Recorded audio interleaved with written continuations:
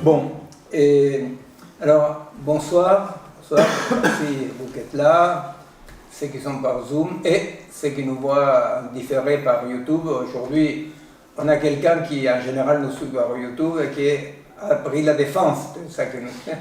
Il a expliqué qu'effectivement, nous suivre par YouTube, ça a l'avantage de pouvoir revenir en arrière, chercher les références et la vérité c'est que c'est vrai. C'est vrai, mais il y a aussi la vérité, c'est que j'ai besoin d'un peu de feedback. Quoique maintenant, avec les nouvelles technologies, ça m'est arrivé 4-5 fois de me dire, bon, c'est à toi de parler, et dans l'écran, il y a moi, et je dois parler 1 heure tout seul en train de me regarder. C'est comme une sorte d'expérience narcissique, un peu étonnant. Bon, alors aujourd'hui c'est la dernière séance de notre séminaire pour l'année. On va continuer effectivement en septembre. On n'a fait que commencer ce travail quand même compliqué vraiment de fixer les bases de la situation. Vous savez que pour nous, on dit quelle est la bonne mesure aujourd'hui, n'est-ce pas, dans notre époque, historiquement, scientifiquement, épistémologiquement, même politiquement, non? Quelle est la bonne mesure, c'est-à-dire au nom de quoi on peut agir une fois que l'universel abstrait, colonial, occidental, etc., est parti, et pour ne pas tomber soit dans le relativisme, soit dans l'individualisme, qui n'est pas autre chose qu'une sorte d'ultra-relativisme, non? Alors notre hypothèse c'est celle-là, notre hypothèse c'est effectivement l'hypothèse de la situation. Et c'est compliqué. C'est compliqué, après on va revenir, non? Parce que tu as posé plusieurs questions, alors ce que je propose, c'est que je vais avancer, ce qu'on peut avancer aujourd'hui par rapport à la partie, parce que là c'est la partie la plus, disons, lourde de la question de la situation, ce qu'on essaie d'aborder ces dernières séances et aujourd'hui encore, avant de venir à la partie plus, disons, d'action, n'est-ce pas? Renaud est là. Hein? Renaud. Et là, c'est toi. Renaud et lui. D'accord. Et alors donc, oui, je veux dire, à la rentrée, j'imagine qu'on va aborder d'une façon plus phénoménologique la question de la situation dans des exemples, dans des choses liées à l'agir individuel, groupal, je sais pas, non, c'est-à-dire on va voir la situation d'un point de vue plus dans l'action concrètement, qu'est-ce que ça donne. Mais avec Bastien, c'est vrai que on a beaucoup tenu ne me défais pas mes papiers, toi. Non, et avec Bastien, on a tenu à aborder les côtés ontologiques de la situation, c'est-à-dire qu'est-ce qui nous permet de dire, parce que le problème avec la situation, c'est que même les situationnistes duquel nous séparons, c'est-à-dire notre point de vue de la situation n'est pas le point de vue de Guy Debord et des situationnistes, parce qu'ils parlent des situations. Situation, c'est quelque chose de construit, n'est-ce pas? Ils disent, on décide de créer une situation, par exemple. Alors nous, justement, par rapport à ça, non, nous on essaye d'avoir une pensée, une théorisation de la situation comme quelque chose qui existe en soi, pour soi, et plus encore. Quand on dit quels sont les nouveaux sujets, qu'est-ce qui agit aujourd'hui? C'est quoi l'unité qui agit? Quelle est l'entité qui agit? Nous disons c'est la situation, n'est-ce pas? Alors, avec la situation, arrive que intuitivement, tout le monde peut dire la situation, oui, la situation. Par exemple, Sartre, quand il définit la situation, il définit des situations. Et pour tout le monde, semble clair que, une situation, ça veut dire quelque chose qui est limité dans le temps et l'espace, où la compréhension est interne, n'est-ce pas? Alors, c'est compréhensible. Mais nous, on a voulu faire un effort d'un point de vue ontologique, dire pourquoi la situation, c'est ce que dans l'époque de la complexité, pourquoi est un plancher, effectivement, pourquoi constitue un socle qui nous permet de comprendre l'existant, l'agir, le sens, n'est-ce pas? Alors c'est vrai que ces 3 dernières séances, on a abordé ça. Aujourd'hui, je vais continuer là-dessus. Et après les grandes vacances, effectivement, on va essayer d'avoir quand même cette bagage, non, de quoi on nomme situation, et l'expérimenter, voir qu'est-ce que ça donne, non, la situation. Bien. Ça, c'est pour me justifier. Si c'est un peu compliqué, c'est un peu complexe. Et aujourd'hui, on va faire comme ça. Je vais donc revenir un tout petit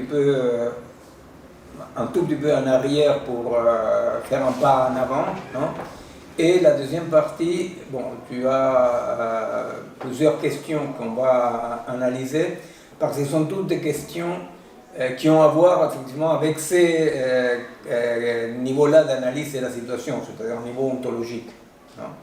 Alors, voilà, je vais avancer là, et après la deuxième partie, il y aura des choses peut-être qui seront un tout petit peu répondues dans la première partie, et après on revient, d'accord? Alors, nous on dit effectivement que la situation constitue ce plancher, ces planchers dynamiques, n'est-ce pas, à partir duquel nous pouvons... Bonjour. Bonjour. À partir duquel nous pouvons repenser dans une certaine rationalité. Alors, de quoi on essaye de sortir? Pourquoi est-ce qu'on parle tellement de l'agir? On parle de l'agir parce qu'effectivement, mettez-vous autour de la table, non? Que vous pouvez interviewer. On parle de l'agir parce qu'effectivement, un des symptômes qui caractérise l'époque est quand même cette sensation d'impuissance, cette sensation de... vous voyez, par exemple, l'autre jour, j'entendais à la radio, vous savez qu'ils veulent réautoriser l'utilisation de certains pesticides, etc. Non? Alors, il y avait quelqu'un de la FSNEA, c'est ça? Qui disait, oui, on sait très bien que ça peut provoquer des cancers, le mec disait, ça provoque des cancers, on sait très bien que ça élimine les abeilles et les insectes, donc ça pose un problème pour la pollinisation, mais nous ne pouvons pas ne pas les utiliser. Et alors on dit, non, merde, qu'est-ce qu'il raconte, non. Et en fait, non, le mec il racontait quelque chose de très important, il disait, si nous ne l'utilisons pas, un autre pays va l'utiliser, et si un autre pays européen ne l'utilise pas, ne vous en faites pas que tous les Sud-Américains ils vont nous envahir avec des produits traités par ces produits-là, vous voyez. Et alors, qu'est-ce qu'il est en train de raconter, ce mec-là? Il est en train de raconter une sorte de description phénoménologique de l'engrenage, vous voyez, l'engrenage. C'est-à-dire que les dispositifs actuels, si nous gardons comme sujet de l'agir l'individu tel comme la modernité le conçoit, avec son libre arbitre, etc., eh bien cet individu-là, inévitablement, il est devant des engrenages. Vous voyez? Alors il y a cette nouvelle courte de Sartre qui s'appelle l'engrenage. Bon, je l'ai cité plusieurs fois, mais rapidement. C'est une scène dans laquelle on voit qu'il y a eu une révolution dans une révolution. C'est-à-dire qu'ils sont dégommés les premiers qui ont pris le pouvoir parce qu'il a trahi, et ils arrivent le deuxième, non? Parce qu'eux, ils vont remplir le programme. Et la scène que Sartre décrit, c'est le moment dans lequel l'ambassadeur des États-Unis vient voir les nouveaux révolutionnaires, plus révolutionnaires que l'autre, l'explique que les troupes sont à la frontière, et que donc il doit céder les concessions de pétrole. Sartre s'est inspiré d'un exemple en Argentine pour écrire ça, parce que c'est ce qui était arrivé en Argentine, non? Et alors, effectivement, face à cet engrenage-là, qu'est-ce qu'on dit? On dit, bon, soit tout à coup une aventure guerrière, quoi, faire massacrer ton peuple, n'est-ce pas, pour ne pas signer les accords, faire quoi, non, c'est-à-dire c'est... Et alors, la vérité, c'est que de notre point de vue, c'est un peu rapide, mais bon, on peut revenir si vous voulez, mais de notre point de vue, ça c'est l'image simple, comme ça, comme une sorte de c'est pas caricature, si vous voulez, des problèmes de l'individu face à la réalité. C'est-à-dire, on se trouve face à des engrenages. Hein. C'est-à-dire, d'un point de vue beaucoup plus petit et plutôt de bonne foi, c'est très compliqué de marcher par Paris, la ville lumière, et voir les gens qui dorment dans la rue, par exemple. D'accord. Mais il s'avère que l'individu n'est pas une personne. L'individu, c'est un mode de vie. Ça, on a plusieurs fois vu, n'est-ce pas? On appelle l'individu à une forme de circulation, d'urbanisme, je sais pas, non, des rapports au monde. Alors, il ne suffit pas que, par exemple, nous, en tant que personne, pour séparer d'individus en tant que dispositif, non? Il ne suffit absolument pas que nous, en tant que personne, comme ça, individuelle, non? Tout à coup, on est vraiment en empathie avec la personne qui est dans la rue, je ne sais pas, vous voyez, c'est-à-dire, il fait moche, je ne sais pas quoi, vous êtes en empathie sincère. Le problème, c'est que, bon, voilà l'engrenage, vous voyez? Parce que si vous pouvez toujours dire à une personne, deux personnes de venir, mais vous êtes un individu, vous vivez dans un logement que vous payez, je ne sais pas quoi, vous comprenez? Et donc, bon, ça, je ne vais pas trop m'apesantir là-dessus, mais effectivement, la question de la recherche d'un autre paradigme qui correspond à la complexité part en bonne mesure du constat de cette impuissance. Non? Alors, quand nous avons commencé avec Bastien, connaître et agir dans la complexité, ben, l'idée c'est ça, non? En tenant compte cet engrenage dans lequel les individus, en tant qu'individus, nous sont pris, non? Malgré la bonne ou mauvaise volonté, l'idée c'est de se dire, bon, alors, il y a une autre possibilité. Hein? L'hypothèse de la situation, ce n'est plus ou moins l'hypothèse dans laquelle le dispositif individu, en disant non, qu'effectivement l'individu c'est pas chacun de nous en tant que personne individuelle, l'individu c'est tout un dispositif dans lequel nous sommes pris. Non? Nous disons, bon, dans la complexité, ce qu'il faut explorer, ce sont les nouvelles façons d'agencement qui nous permettent de sortir des dispositifs individus engrenages. La situation, je me rappelle, pas, parce que c'est la dernière, la situation, nous cherchons dans la situation, effectivement, un socle, une base qui nous permet d'une façon non pas idéaliste, non pas pleine de bonne volonté, etc., ou à nouveau de croire à quelqu'un qui va faire la chose, non? Nous trouvons dans la situation un élément central d'un nouveau paradigme de l'agir pour déterminer qu'est-ce qui agit, quel est un agir possible, non? Une fois qu'on sort de cette impuissance de l'individu. Et nous nommons ça situation. Bon, alors, une fois encore, pour parler de la situation, pour le moment, après on ira justement à des trucs, disons, ça me fait mal de dire concret, parce que ça c'est concret, non? C'est-à-dire, on ira vers des exemples, disons, plus parlants, plus imagés. Mais pour le moment, on va rappeler la problématique où émerge la question de la situation et avancer un tout petit peu dans qu'est-ce qui constitue une situation. C'est ce qu'on va essayer de faire aujourd'hui. Je suis très ordonné aujourd'hui. J'ai dit qu'est-ce que je vais faire, après c'est là que je le fasse. Alors effectivement, non, vous savez, cette tristesse ambiante, non, cette tristesse ambiante aussi, il y a peu de temps je lisais non, une controverse qu'il y avait eu entre Orwell et Huxley. Non? Alors c'était intéressant parce que Orwell, vous savez, Orwell 1984, etc., non? Lui il dit dans l'an 2000, il n'y aura plus des bouquins, on aura brûlé les bouquins et la vérité sera cachée. Alors, on flippe tous en disant Orwell, je sais pas quoi. Et Huxley, il a dit pas du tout. Dans l'an 2000, il y aura plein de bouquins partout, sauf que personne ne va les lire, tout le monde va s'en foutre, et la vérité sera dite et démultipliée à tel point que plus personne verra par où passe une vérité. Non, c'est un tout petit peu les désordres actuels. Non. Alors, la philosophie occidentale, si nous voulons faire un pas en arrière pour parler des paradigmes qu'on essaye de laisser derrière, ou qui est resté derrière, les paradigmes qu'a fondé l'Occident colonial, binaire, etc., c'est lui qui a été mis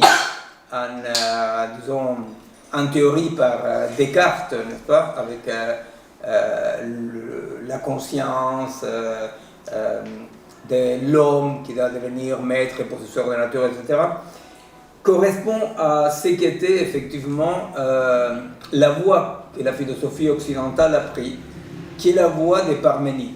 Hein, c'est quoi la voie des Parménides? La voie des Parménides, c'est la voie de la permanence. Hein, c'est la voie de ce qui est de la fixité. Hein. Nous avons plusieurs fois cité dans les mouvements décoloniaux latino-américains comment on dit que l'Occident c'est la société, c'est la culture del ser, de l'être, non? Alors, le ser monolithique et par rapport auquel nous, on ne peut que mesurer notre distance toujours tangentielle, jamais on arrive, n'est-ce pas? Mais c'est cette fixité. L'Occident a fait ce choix-là, l'Occident, si on peut dire, a pris cette voie-là, disons. L'Occident prend cette voie-là, la voie des Parménides, qui est la voie dans laquelle la vérité de l'être se situe dans la fixité. Hein? Alors, peu importe quelle sera cette fixité, pour Platon, ce sera le monde des idées, des archétypes, pour les atomistes, ça sera l'atome, n'est-ce pas? C'est-à-dire qu'il soit une version tout à fait idéaliste, soit une version tout à fait matérialiste, quand même, la préoccupation de l'Occident sera la préoccupation de trouver un plancher fixe, que soit matériel ou idéal. Non? Et alors, effectivement, les devenirs apparaît comme la corruption. Hein, c'est le mot qu'utilise Platon dans la traduction, la corruption. Hein, c'est-à-dire les corps vivants sont soumis à la corruption et le temps va apparaître comme l'horreur. Hein, l'horreur parce que effectivement le temps c'est ce qui fuit tout le temps, c'est ce qui témoigne quelque part ou accompagne cette corruption. Hein. Alors, ces mondes-là, ces mondes de la permanence contre le devenir, ces mondes... Alors, effectivement, comme toujours, les choses ne se passent pas de façon monolithique. Au même moment, grosso modo au même moment, non, il y a Héraclite. Hein, Héraclite qui va dire on ne rentre jamais deux fois dans les mêmes fleuves, n'est-ce pas? Et on n'est même pas, jamais nous-mêmes, on n'est pas les mêmes à rentrer dans les mêmes fleuves. Donc, effectivement, il y a des voix qui parlent de la fluidité, du changement, etc. Chose qui met comme préoccupation non abordée par ces philosophes-là, qui est la question de la permanence dans le devenir. Vous comprenez? C'est-à-dire que si tout change, d'abord tout change, mais comme on est pour dire que quelqu'un a changé, je dois reconnaître quelque chose qui est de l'ordre d'une permanence, vous voyez, c'est-à-dire ce qu'on appelle une mémété. Hein, on voit quelqu'un il y a 10 ans, on le voit 10 ans après, on le voit 10 ans après. Bon, pas seulement aucune particule matérielle, aucun atome, alors reste quand on l'a connu, bien entendu, du tout. Et pourtant, il est le même. Alors, les devenirs en Occident posent le problème évité de la mémété. C'est-à-dire, qu'est-ce qui reste même? Pourquoi éviter? Parce que la mémété sera donnée par ce qui n'est pas dans les devenirs. Hein? C'est-à-dire que la réponse de l'Occident sera de façon différente.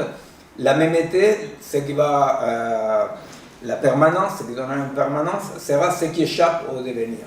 Alors bon, le monde des idées, bon, ce que vous voulez. Donc, alors, justement, le point qu'on a abordé plusieurs fois, et que c'est les points qu'on ne va pas développer aujourd'hui, mais juste les nommer, c'est les points de la grande crise de l'Occident, avec la grande crise des sciences, de l'art, social, etc., qui est la crise de 1900, autour de 1900, qui est la crise dans laquelle, qu'est-ce qui se passe si on prend cette problématique de la permanence, la fixité et le devenir?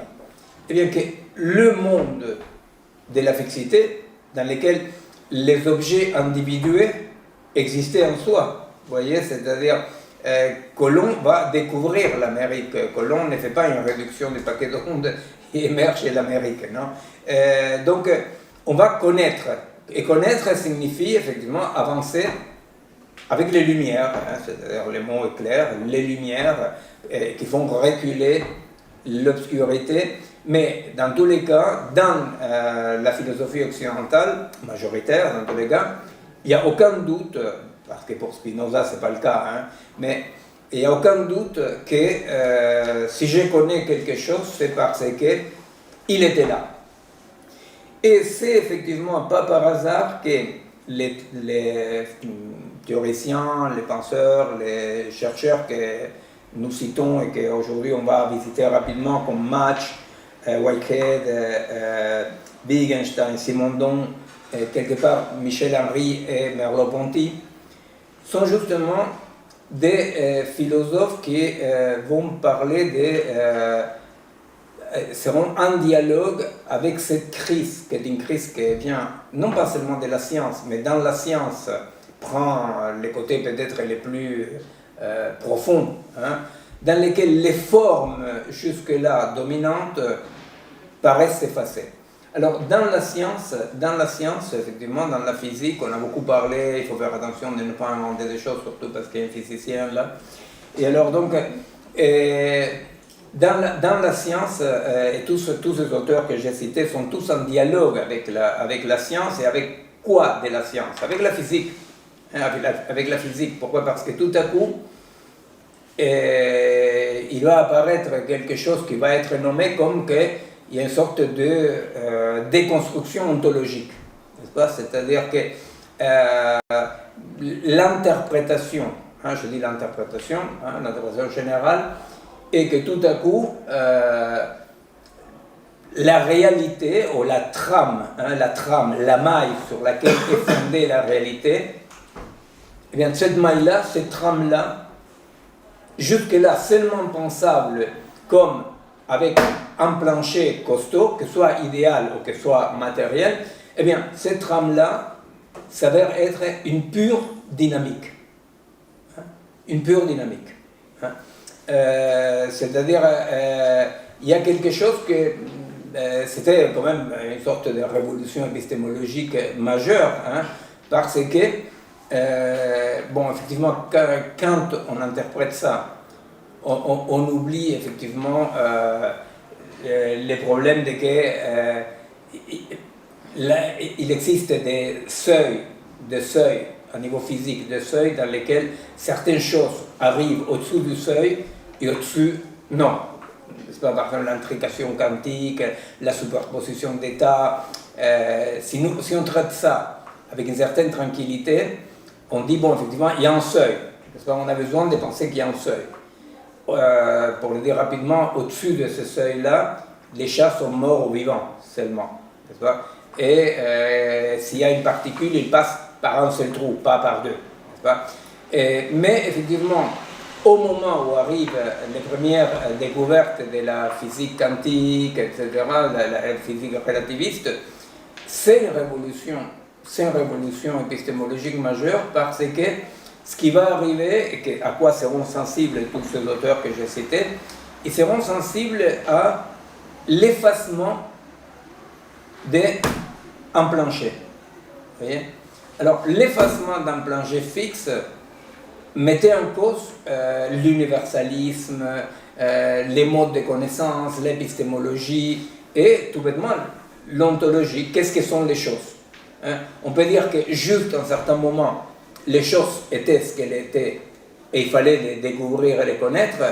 À partir d'un moment donné, eh bien, à partir d'un moment donné, ils disent non, mais les choses ne sont pas tout à fait ce qu'elles sont. Et connaître est agir. C'est-à-dire qu'il y a une connaissance qui, dans les rapports, permet que l'objet émerge. Non? Que c'est ce qu'on a cité 1 million de fois en disant l'objet n'est pas la source de la connaissance et le résultat de sa fonction régulatrice. C'est-à-dire qu'il y a quelque chose de l'autre côté. Alors j'ai cité 10 fois Barbaras. Ok. Je disais, bon, dans le sens de qu'il y a quand même, contre toute interprétation New Age, de que j'ai créé le monde, etc. Non, effectivement, quand il y a, quand on parle d'un objet, bien que l'objet ne préexiste pas son émergence dans les processus, bah, il y a quand même quelque chose de l'autre côté. Non, vous comprenez, c'est simplement ça. Non, c'est-à-dire simplement l'idée comme ça de que l'idée New Age, de qu'on crée le monde. Bon. Il y a eu plein d'interprétations. Bon.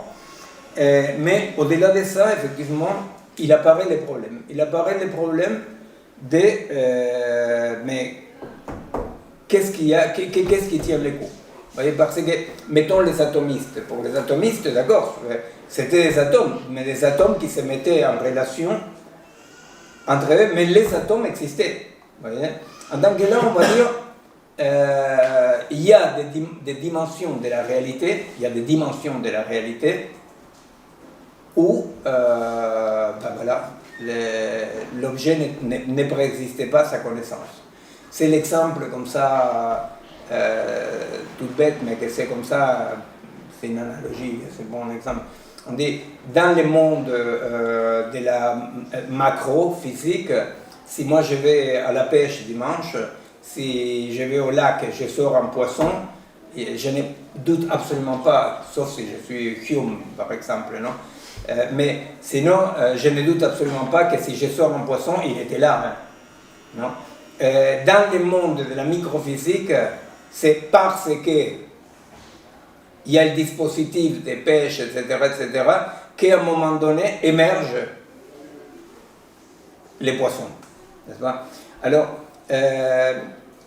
ceci qu'aujourd'hui, bon, on a un siècle, plus d'un siècle de recul et toutes les recherches qui existent, quand même reste par rapport à une critique radicale de tout réalisme ontologique. Vous voyez, ça reste quand même.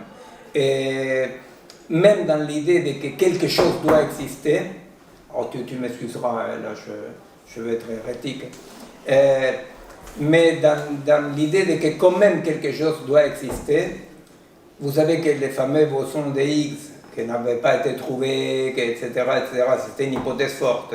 Eh bien, c'est quand même un pivot épistémologique, je ne sais pas qu'est-ce qu'ils en font les physiciens, mais dans tous les cas épistémologique, c'est un pivot. Pourquoi?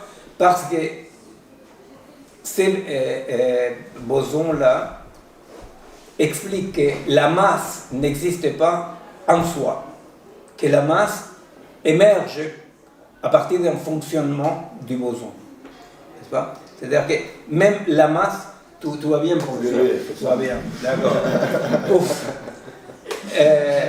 Non, quand il y a des biologistes, des philosophes, je respire, tu vois, avec la physicienne, là, Et alors, effectivement, vous comprenez, c'est-à-dire que les bosons de Higgs, c'était quand même, si jamais c'était pas vrai, imaginez-vous, non, si jamais c'était pas vrai, il y aurait quelque part un boson que, lui, c'est une masse à partir de laquelle, vous comprenez, on aurait pu reconstruire une image Lego du monde, à partir d'une unité. Mais les bosons de Higgs, il s'avère que c'est une pure dynamique. Que cette dynamique-là produit ce qui, à un autre niveau de la réalité, existe comme masse. Bon. Alors, qu'est-ce qui va se passer? Ce qui va se passer, c'est qu'effectivement, que ce soit Match, que ce soit Whitehead, ou que ce soit Simondon, entre autres, non? Wittgenstein, c'est pas tout à fait la même histoire, mais bon, on verra. Et ils vont émettre des hypothèses. Ils vont dire, mais le réel, sur quoi c'est base? C'est quoi le réel, non? Et Whitehead va dire quelque chose de très original. Il va dire, original à l'époque, depuis ça s'est passé un siècle, il va dire, à vrai dire, ce qui existe, non, c'est planchers dynamiques, vous comprenez, on n'est plus en train de, on cherche plus des planchers matériels ou idéal de la permanence. On cherche, même d'un point de vue dynamique, qu'est-ce qui pourrait faire fonction des planchers. Et ce qu'il va dire, Whitehead, il va dire, ce qui existe, ce sont des sensations. Toutes les sensations, il n'y a pas de parties matérielles dans le monde qui s'unissent et se séparent. Tout est événement, tout est processus. Non? Il va parler du passage de la nature. Tout est processus. Tout est processus, tout est éphémère. Non? Et alors, Whitehead va dire, bon, voilà, l'hypothèse centrale est ce qui existe, ce sont des sensations, et les objets sont des nœuds dans l'articulation des sensations. Vous voyez? Donc, on n'est plus que les phénomènes représentent l'apparition des objets. On est que les phénomènes, dans les phénomènes, se manifestent les objets comme nœuds de cette pure dynamique que sont les sensations. Hein? Alors, Whitehead va dire, les sensations sont les modes à travers lesquels les mondes se présentent au monde. Vous voyez, c'est-à-dire que là du coup, c'est quand même un coup de pied final à la fourmilière cartésienne de binarisme, sujet-objet. Vous voyez, parce que, bon, effectivement, alors je cherche un truc rigolo, une blague, non, c'est pas une blague, la blague c'est que je ne le trouve pas, si je devrais.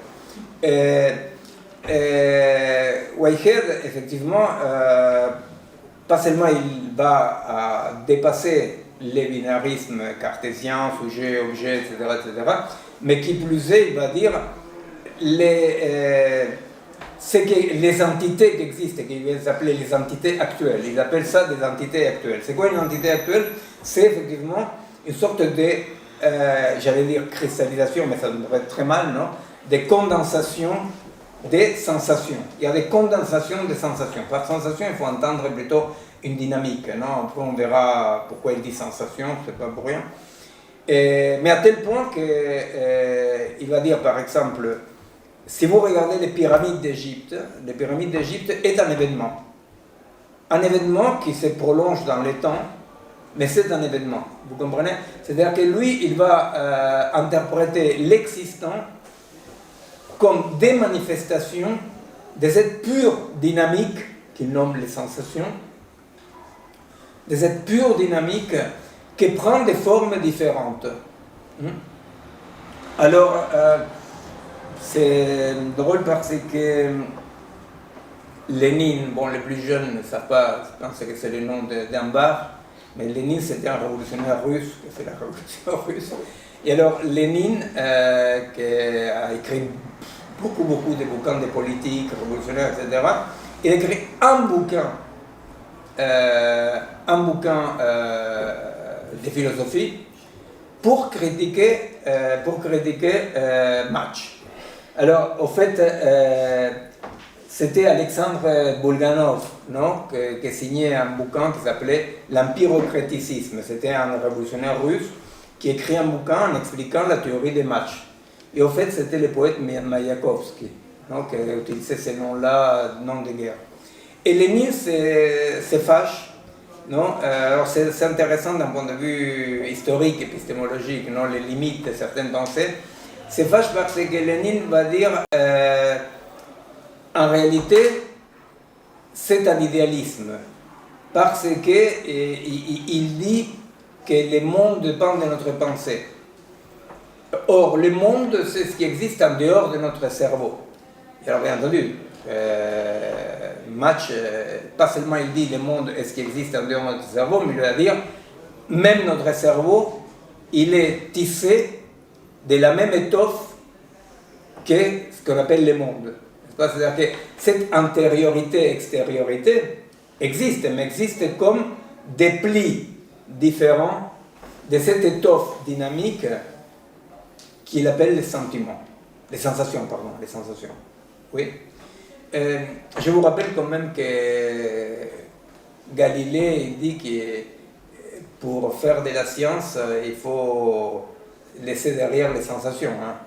C'est juste pour voir la radicalité révolutionnaire dans la science que signifie une telle position, parce que pour Galilée, il va fonder la science sous cette exigence d'oublier les sensations. Hein. C'est vrai que Kant, il va faire un pas en avant très important quand il va dire que quand même, au départ, il y a l'expérience, au départ, il y a l'expérience sensible. Mais après, pour aller vers les concepts, non alors, Kant, il va fixer cette différence, vous savez, entre la chose en soi. Donc, il dit, bon, cette table. Bon, cette table, il est pour moi, pour soi. Non dans la relation phénoménale, ça, cette X-là existe comme une table. Pour nous, existe comme une table. Mais il va dire, mais qu'est-ce qu'est la table en soi? Je ne peux pas savoir. Hein? Je ne peux pas savoir. La table en soi, je ne peux pas savoir parce que moi, tout ce que je peux savoir, c'est qu'est-ce qui est la table dans les phénomènes.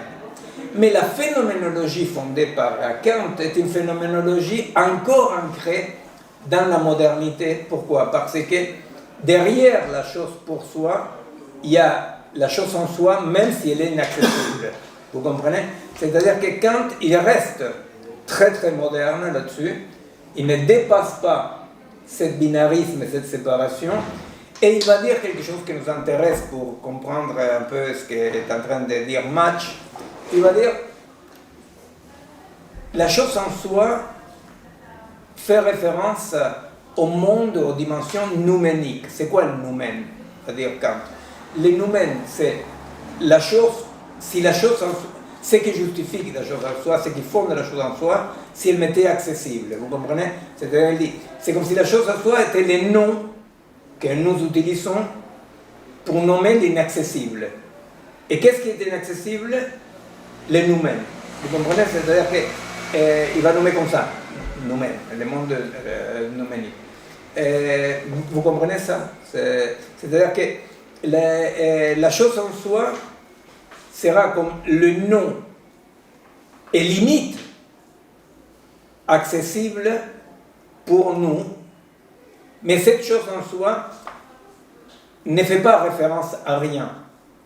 Fait référence à quelque chose qui existe sous un mode qui m'est inaccessible. Ça, je ne sais pas, pour vous, ceux qui sont plus dans la philosophie, vous savez que cette différenciation est très importante parce qu'il y a tout un courant néo-kantien très fort dans les sciences, très influent dans les sciences, qui abandonne la chose en soi, abandonne les noumens, abandonne l'idée des choses en soi et des noumens. C'est-à-dire, donc, il n'y a rien.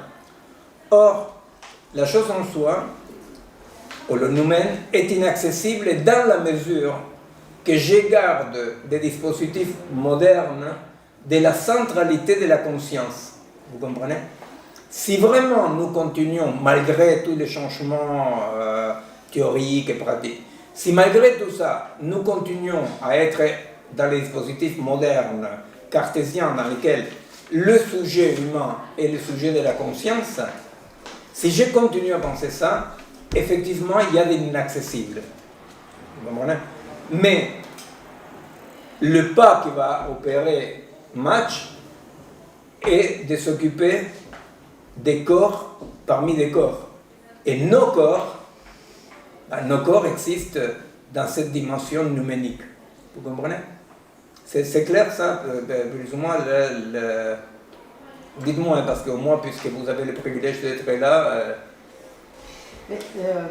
est-ce qu'on peut voir un peu le rapport avec ce qui introduit Dilthey, avec l'introduction de l'histoire du temps dans l'épistémologie? Non, ça serait un peu compliqué, sincèrement. Parce que le Wirkungszusammenhang est quelque chose qui est déjà dynamique. Si, il n'y a pas que lui, tu vois, il n'y a pas que lui. Tout le monde. Oui. Il y a Fichte, tu vois, il y a tout un courant, mais j'essaie de me tenir à quelques exemples, parce que si on arborise, tu vois, ça... Parce que pour moi, c'est en répétition, mais donc je n'ai pas compris, probablement. Non, qu'est-ce que tu n'as pas compris? Je pense qu'on est encore là-dedans, dans ce paradigme dilthéien qui est peut-être pour moi accessible. Faire un pas au-delà, je sens que ça me manque une imagination. Bon, écoute, dans tous les cas, si on se tient à ce que je dis de Kant, par rapport à Kant, pour voir quels sont les pas que Mach va opérer. Non? Les pas que Mach va opérer, c'est quand il reste dans les paradigmes occidentaux dans lesquels il va identifier la connaissance et les rapports de l'humain au monde à une conscience connaissante. Bien qu'il y a l'esthétique transcendantale, il y a beaucoup de choses plus que ça chez Kant. Mais disons qu'il va dire, voilà, tout ce que je peux dire de la chose, de ce qu'il y a derrière les phénomènes, derrière ce qui apparaît là, c'est que je le nomme chose en soi. Je nomme chose en soi à un contenu inaccessible. Je nomme chose en soi un contenu inaccessible. L'exemple, c'est ça, c'est l'exemple de dire, pour nous, ça c'est une table, voilà, parce que dans notre niveau de réalité, ça c'est une table, mais qu'est-ce qu'est la table en soi? Il y a un en soi que je ne peux pas connaître. Mais quand Kant nomme l'en soi, ce n'est pas les non connaissables, c'est les noms de ce qui n'est pas connaissable, vous comprenez? C'est les noms de ce qui n'est pas connaissable. C'est pas pareil de dire le non connaissable comme un contenu comme le nom. Vous voyez? Imaginez-vous que j'ai dit la personne que je ne connais pas, je la nomme Robert. D'accord, ça c'est le nom, Robert. Mais il y a un Robert. Bon, c'est Robert avec un corps, une histoire, je ne sais pas quoi, ça serait le noumen. Alors Kant va dire le noumen, c'est justement ce à quoi on n'a pas accès. On ne peut pas avoir accès. Et je nomme ce à quoi on n'a pas accès, je nomme ce à quoi on n'a pas accès, la chose en soi. Bon, quand tout à coup nous sortons de cette dernière séparation, parce qu'effectivement Kant va, à la limite, lui il va appeler les sensations, lui il va faire une analyse des sensations, il va établir l'esthétique transcendantale, c'est-à-dire que Kant il va beaucoup plus loin que le cartésianisme, beaucoup plus loin effectivement. Mais le pas suivant, c'est les pas dans lesquels tout à coup on va dire que finalement la conscience n'est pas au centre de quoi que ce soit. Vous voyez? Quand tout à coup on va dire que, comme ce que j'ai présenté la dernière fois, je disais, si ma première situation est mon corps, eh bien, un vecteur, on dit, une situation c'est un espace vectoriel, il y a un stade de vecteur avec une résultante dynamique. Bon, alors, cette résultante dynamique n'est pas la conscience, n'est pas le corps, est une pure dynamique. Alors, dans cette vision de la situation, en disant pour la dernière fois, mon corps est ma première situation, eh bien, la conscience, les phénomènes de la conscience et la conscience elle-même, est un vecteur de plus dans la situation qui est mon corps. Vous comprenez? Alors c'est toujours compliqué, est-ce que j'ai un corps, est-ce que je suis un corps, mais bon, dans tous les cas, si ma première situation est mon corps, la conscience est un vecteur. Et c'est lui qui dit, c'est lui qui énonce mon corps est ma première situation, n'est pas en dehors du corps, vous comprenez? C'est aussi un vecteur dans le corps. C'est compréhensible de ça, c'est-à-dire que c'est là où tout à coup, quand on peut approcher cette idée de ce monisme radical des matchs, dans lequel tout est sensation, tout est sensation. C'est-à-dire, il va évoquer un monde sensible, un monde sensible. Alors, la sensation des white-haired, ça on le verra en septembre, la sensation des white-haired, en principe, ne fait pas trop la différence entre le vivant et le monde physique. En principe, ne fait pas trop de différence. Mais bon, on va les voir parce que c'est quand même pas un point mineur. Pour nous, oui. Pour nous, il y a une différence effectivement entre ce qu'on peut nommer comme sensation dans les mondes physiques ou des sensations dans les mondes du vivant. Bon. Mais alors, j'avance un tout petit peu, hein, parce qu'il y a toute une série de questions à répondre. Alors, sinon, je ne m'ai pas payé, je continue en septembre, hein, papier, surtout que je suis beaucoup occupé. Alors, pour comprendre à quoi il appelle un événement, Whitehead, à quoi il appelle un événement. Un événement, donc, je vous rappelle, c'est l'émergence d'un nœud de sensations, un nœud sensible, hein. Mais attention, hein, parce que c'est vraiment, il ne faut pas comprendre trop vite, parce que pour Whitehead, c'est pas que, pour match, c'est pas que un corps a des sensations, c'est un ensemble de sensations qui constituent un corps, vous comprenez? C'est-à-dire que c'est là où il dit la pyramide d'Égypte est un événement, dans le sens de dire c'est éphémère, c'est l'émergence d'un agencement, Et alors, il va dire mon corps n'a pas de sensations, c'est-à-dire qu'il n'y a pas un sujet du corps qui a des sensations. C'est un ensemble de sensations qui constitue cet agencement qui est mon corps. Hein? Pour le moment, c'est bien, c'est juste vous les comprenez comme ça. C'est un ensemble de sensations, je vous rappelle les sensations, donc pour lui, c'est le fil de la trame de la réalité, hein, le fil de la trame sous laquelle il y a la réalité. C'est le monde du sensible. Alors, il va dire, eh bien, ce n'est pas que j'ai un corps qui a des sensations, c'est un ensemble de sensations qui constituent mon corps. Et alors, le corps est un événement. Donc il n'y a pas un socle, vous comprenez, il n'y a pas un plancher au-dessous de cette dynamique pour Match. La pyramide d'Égypte, voilà. Et alors, l'exemple qu'il va donner est un exemple qui sort de l'esthétique transcendantale de Kant, pour expliquer les côtés éphémères de l'événement, les côtés éphémères du processus, de la concrescence. Il appelle concrescence c'est ensemble de phénomènes à travers lesquels le sensible, le monde se auto-construit. Hein. Nous, depuis longtemps, avec Bastien, on utilise ce concept, cette catégorie de autoconstruction du monde. Hein, pour dire qu'il n'y a pas de sujet, il n'y a pas d'objet, il y a une autoconstruction du monde. Pas pour rien, Whitehead appelle sa philosophie la philosophie de l'organisme. Non, mais c'est un organisme qui s'est autoconstruit, qui s'est autoconstitué. Bon. Alors, il va donner un exemple qui est un exemple les plus peut-être éphémères, les plus subtils, les moins repérables comme matérialité. Mais là où il y a la blague, c'est qu'il considère que cet événement que je vais définir, c'est les mêmes qui fondent la pyramide d'Égypte. Alors c'est quoi l'événement? C'est l'événement de l'esthétique transcendantale de Kant. Quand Kant va dire la beauté est une émergence.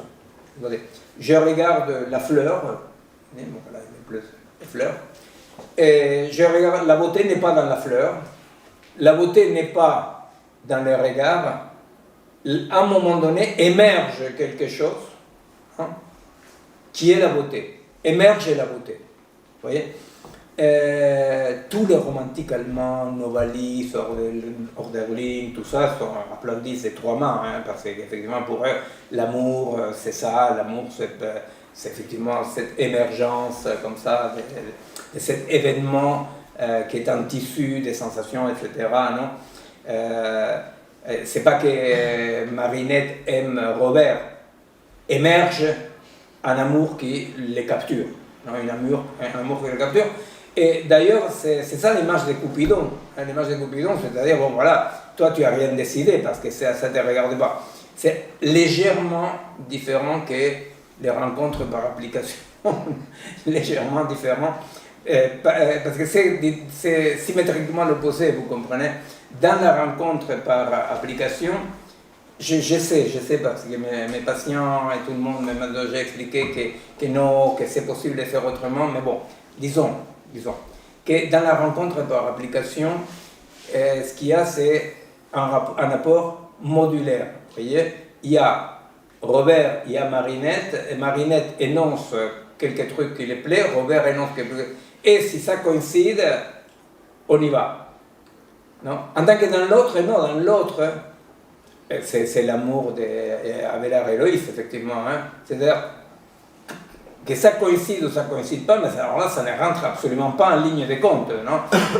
et les deux se trouvent en train de s'aimer, ils disent que maintenant, il va falloir faire en sorte que ça se passe bien. Non? Parce que, bon, voilà, c'est-à-dire, on était capturés par ça. Alors, l'événement, la entité actuelle, beauté, va émerger de façon éphémère par une série de liens subtils dans lesquels les rapports ne sont pas une qualité de l'objet. Les rapports fondent l'objet. Pourquoi? Parce que Robert et Marinette, eux-mêmes sont des événements, vous comprenez? C'est-à-dire qu'eux-mêmes sont fondés comme ça. Vous voyez? Alors, c'est là où il y a ce côté subtil, éphémère, absolument sans aucun type de fondement autre que la pure dynamique. Mais ce qu'il faut comprendre, c'est qu'effectivement, donc, Robert, Marinette et les pyramides d'Égypte, toutes avec des durées différentes, eh bien, on va dire, tous correspondent au même type d'émergence d'objets, qu'il appelle entité actuelle. Une entité actuelle est les formes qui vont émerger. Alors, c'est là où, moi, j'ai cité parmi les penseurs qui travaillent ça, effectivement, Simondon, hein, parce que Simondon, c'est le penseur de l'individuation. Hein,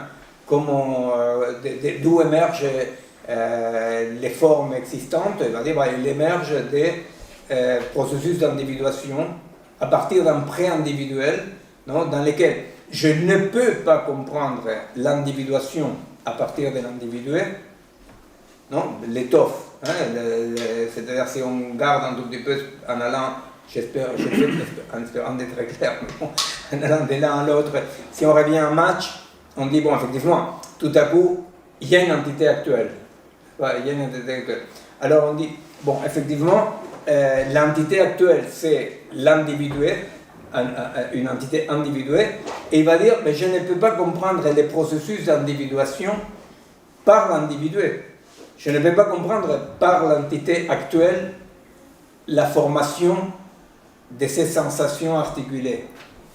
Je dois comprendre ces phénomènes qui est à la base. Je vous rappelle simplement que tous ces gens-là étaient en train de penser à partir 10, 20, 25 ans plus tard de l'énorme révolution épistémologique qui a signifié la découverte des phénomènes microphysiques, dans lesquels effectivement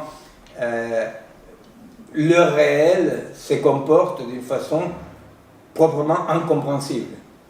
Vous voyez? Alors nous, on va voir pourquoi est-ce que c'est incompréhensible et à quoi on parle compréhensible, parce que pour nous, la compréhension est dépendante de la biologie, du biologique. Mais effectivement, c'est-à-dire, si nous, c'est-à-dire l'intrication quantique, la superposition d'états, les formules que tout à coup apparaissent comme le temps va en arrière, tout ça par rapport à les mondes dans lesquels nous vivons, dans lesquels les chats sont vivants ou morts, ne veulent rien dire. Vous voyez? Bon.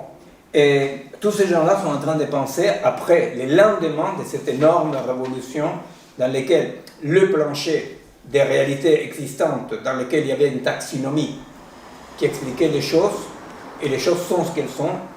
Voilà. La dernière fois, je vous avais dit qu'il y avait une taxinomie faite par Borges, non, parce que vous avez la taxinomie, c'est fondamental, c'est-à-dire de dire, bon, ça c'est des mammifères, et après on y croit dur comme fer, hein, c'est-à-dire on dit, non, mais c'est un mammifère, et alors on dit, ça c'est un homme, ça c'est une femme, ça c'est de la masse, ça c'est de l'énergie, et alors Borges, il dit, non, non, mais il faut récupérer quand même la taxinomie, il dit, c'est important d'arriver à une classification sérieuse, non? Et alors, dans comment s'appelle, l'encyclopédie chinoise, il pose une taxinomie qu'il nous propose, Borges, pour se repérer dans le monde. Alors il dit, prenons par exemple, vous savez ce qu'étaient les bestiaires. Les bestiaires, c'était, au Moyen-Âge, c'était une sorte de classification des animaux un peu imaginaires. Il y avait aussi des chats et des chiens, mais il y avait des chimères, ou il y avait des licornes. Bon, ma fille, elle ne sait pas que les licornes, c'est imaginaire, mais bon, mettons. Hein. Et alors, Borges, il dit, il faut arriver à une taxonomie claire par rapport aux animaux. Alors, il dit, d'abord, il y a les animaux qui appartiennent à l'empereur. Après, il y a les animaux embaumés. Il y a ceux qui sont dressés. Il y a les cochons et les sirènes. Il y a ceux qui sont fabuleux. Il y a les chiens sans maître. Il y a tous ceux qui sont inclus dans cette taxinomie.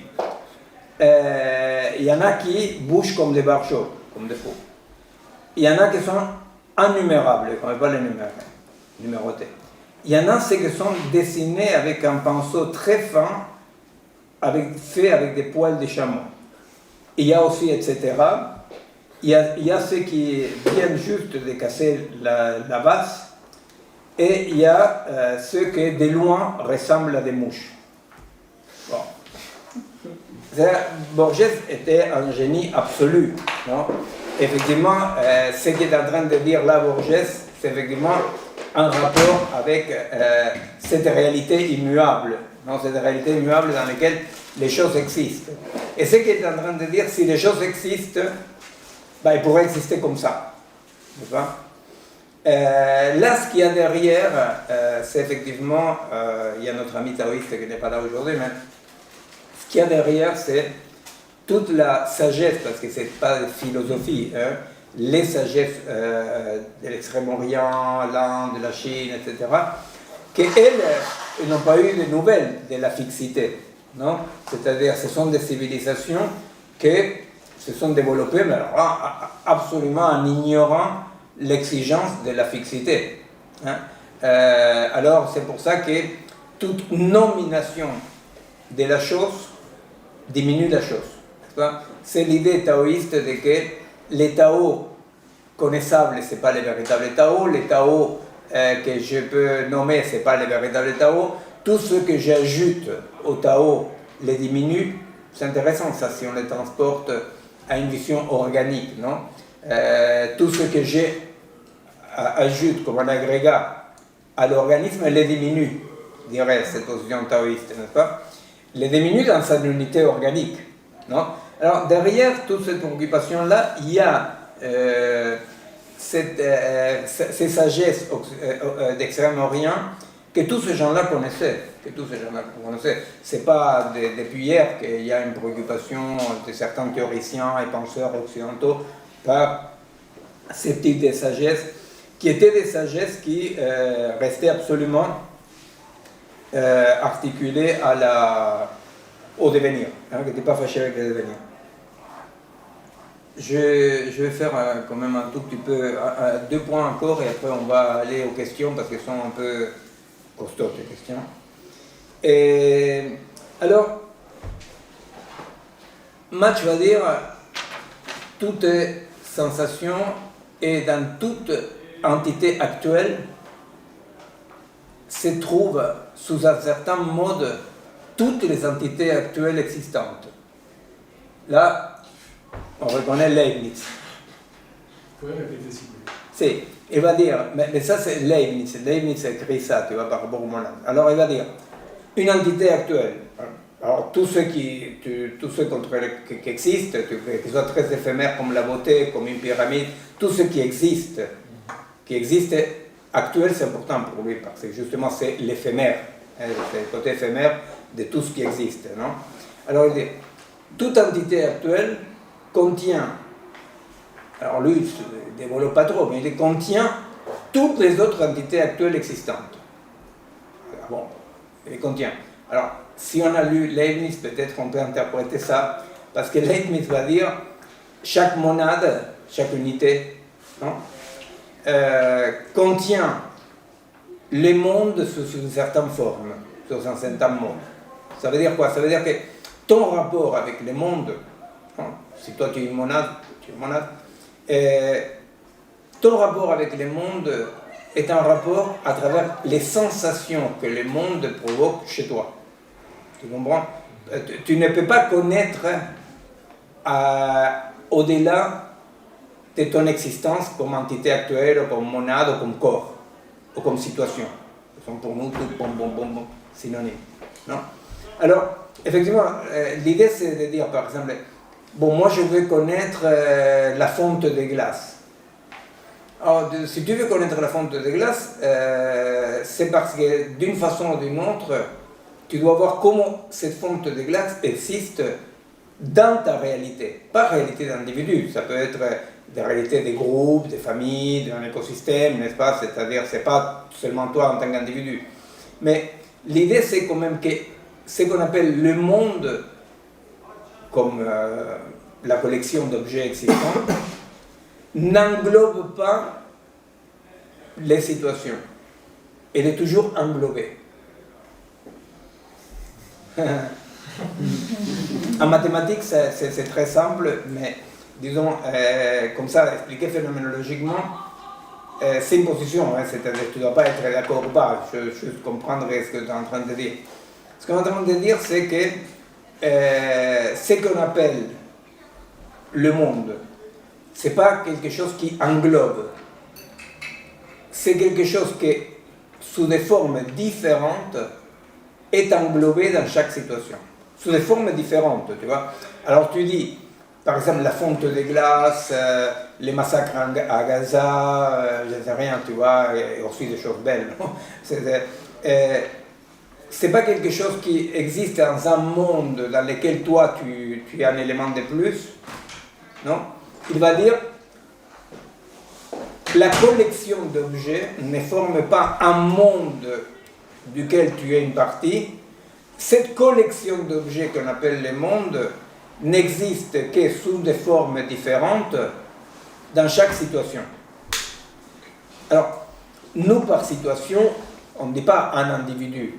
Ça peut être, par exemple, un organisme peut être un organisme composé. Ça peut être 3 personnes, un chat et un arbre, je ne sais rien, tu vois. C'est-à-dire que l'unité organique n'est pas l'unité du corps. Mais c'est vrai que le corps est une unité organique.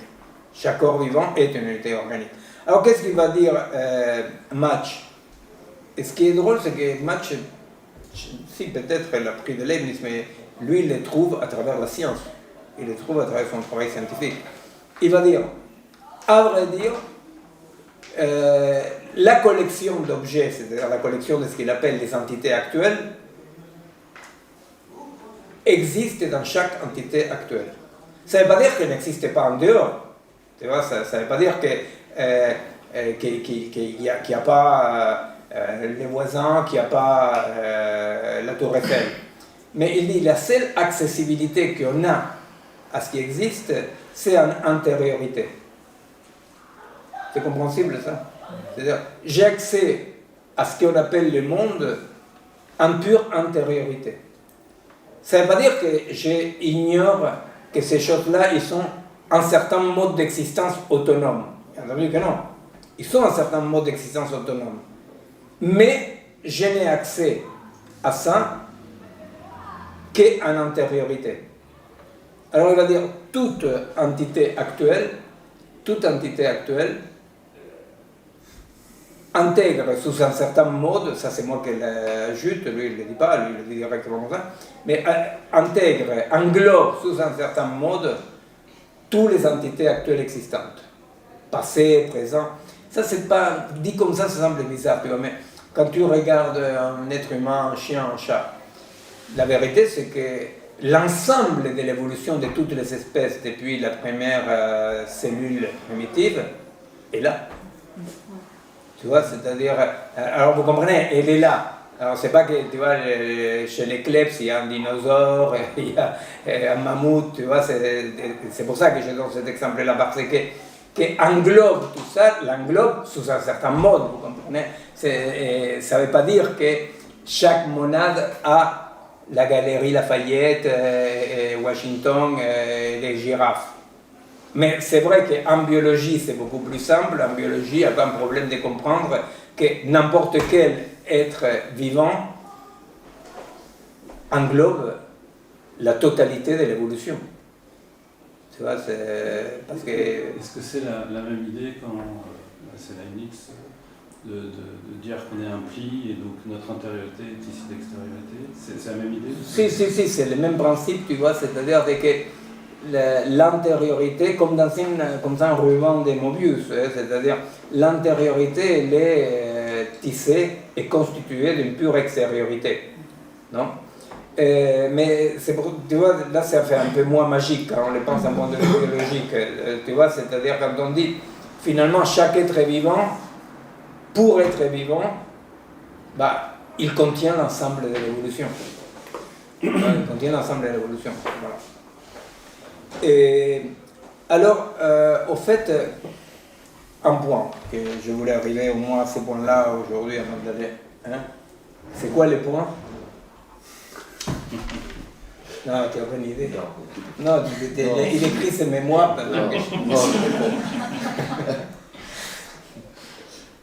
Non, tu sais, le point, c'est les points que je t'avais parlé ce week-end. Ah oui, d'accord.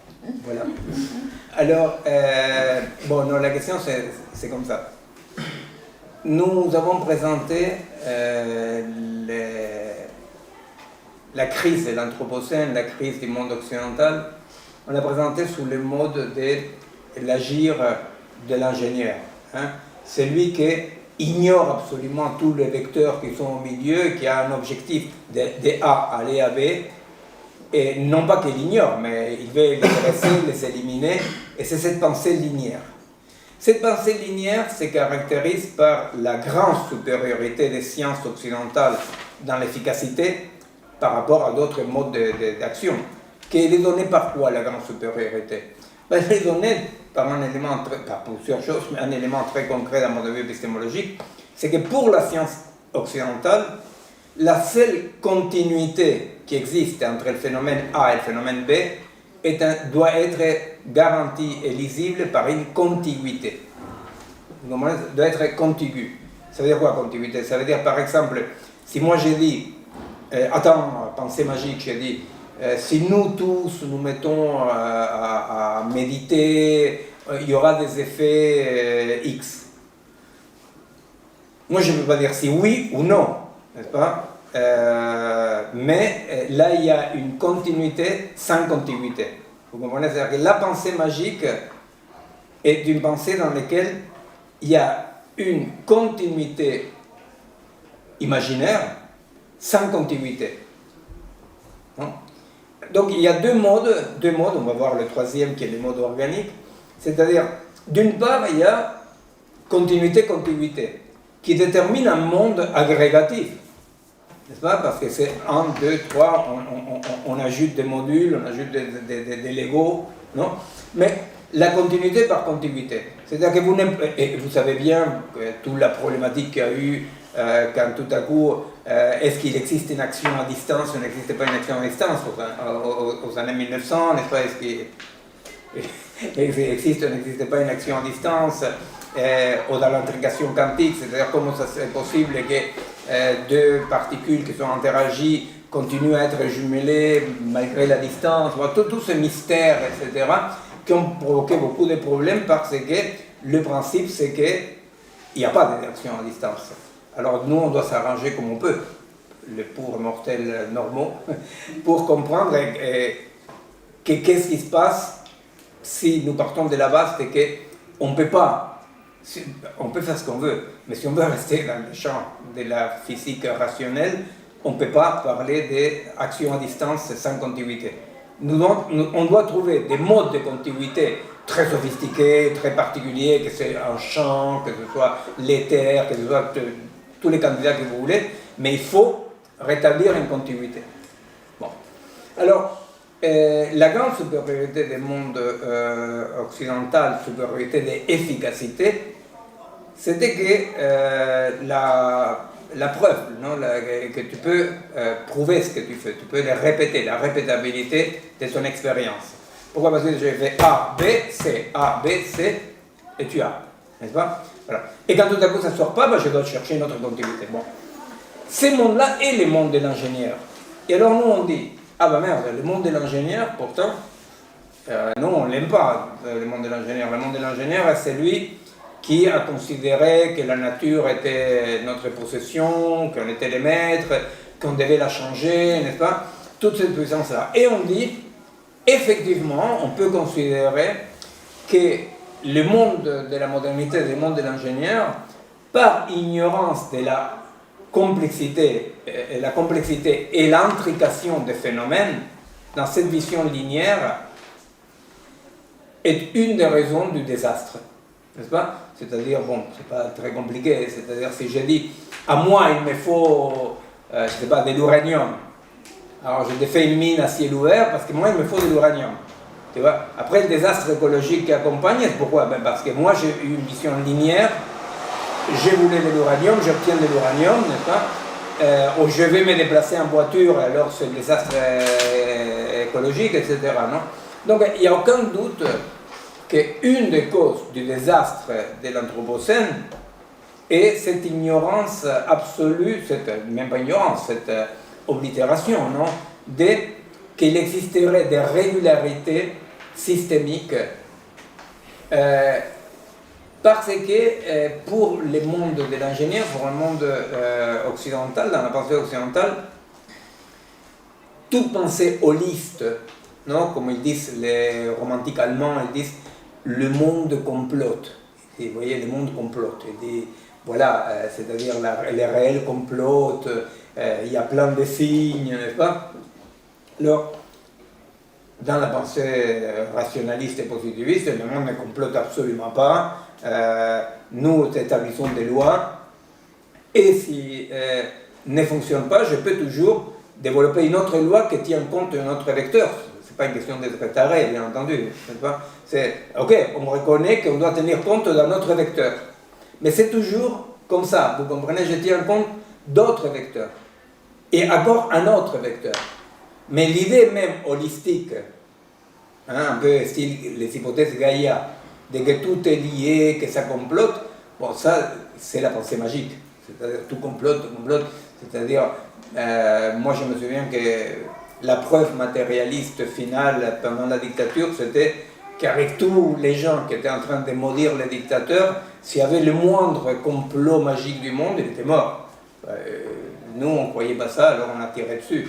Que c'était une pensée de l'ingénieur, vous voyez, c'est une même balle, caput. Et alors donc, le problème c'est quoi? Le problème c'est que si nous avons d'un côté la pensée holistique, en disant la pensée d'une continuité sans contiguïté. On dit, c'est compliqué parce que ce qui va dire les positivistes, les néopositivistes, les réalistes, tout ce que vous voulez, tout poil, c'est qu'il n'y a pas de continuité sans contiguïté. Vous comprenez? Ils vont dire, vous devez trouver les éléments qui s'encastrent. Et pourtant, nous continuons à dire, non mais, un problème fondamental de la modernité, c'est qu'on a ignoré les liens subtils qui constituent ce que Mach appelle les entités actuelles. Vous me suivez? Hein? C'est-à-dire que l'entité actuelle beauté, pour dire comme ça, l'entité actuelle beauté, elle est tissée des liens subtils. Elle est tissée par des liens subtils. C'est-à-dire quoi des liens subtils? Des liens que tu ne peux pas ni prévoir, qui ne préexistent pas, vous voyez. C'est-à-dire que si chez Descartes, les sujets précèdent l'expérience, et si chez Hume, les sujets se font dans l'expérience, Bah, là, on est dans quelque chose, bon, que Kant il avançait là-dessus, mais bon, on est dans quelque chose dans lequel, oui, si on accepte quand même qu'il émerge des entités actuelles, on dit bah, ces entités actuelles, effectivement, sont tissées par des liens subtils qui ne sont pas tous du type continuité-contiguïté. C'est l'hypothèse. L'hypothèse, c'est la modernité s'est mis le doigt dans l'œil, non pas parce qu'il a oublié quelques théorèmes ou quelques vecteurs. Et vous comprenez ce que je suis en train de vous dire là? C'est une discussion actuelle très forte. Hein? C'est-à-dire, les technophiles, par exemple, ils vont dire mais qu'est-ce que vous nous racontez? Oui, c'est vrai, on n'a pas tenu compte de la complexité de tous les vecteurs existants. Et les autres, ils disent non, non, non, vous n'avez pas tenu compte de qu'il existe des liens subtils, non représentables, non prédictibles, et qui fondent ce que l'autre appelle les entités actuelles. Bon. Alors, à ce point-là, on peut dire rapidement qu'il existe une troisième mode d'existence, un troisième type d'entité. Ce troisième type d'entité, elle est explicable depuis qu'existe la thermodynamique, non? Qui est le fait qu'il peut émerger de l'ordre. Il peut émerger de l'ordre. C'est-à-dire que pas tout est une augmentation de désordre, n'est-ce pas? Mais que localement, il peut avoir une entropie négative, comme on dirait. Entropie négative. Ça veut dire quoi? Ça veut dire que l'entropie générale, donc le désordre général du système continue à augmenter, mais la thermodynamique va dire, oui, mais existe ce qu'on appelle les structures dissipatives, que ça veut dire qu'à certains moments, du désordre émerge de l'ordre.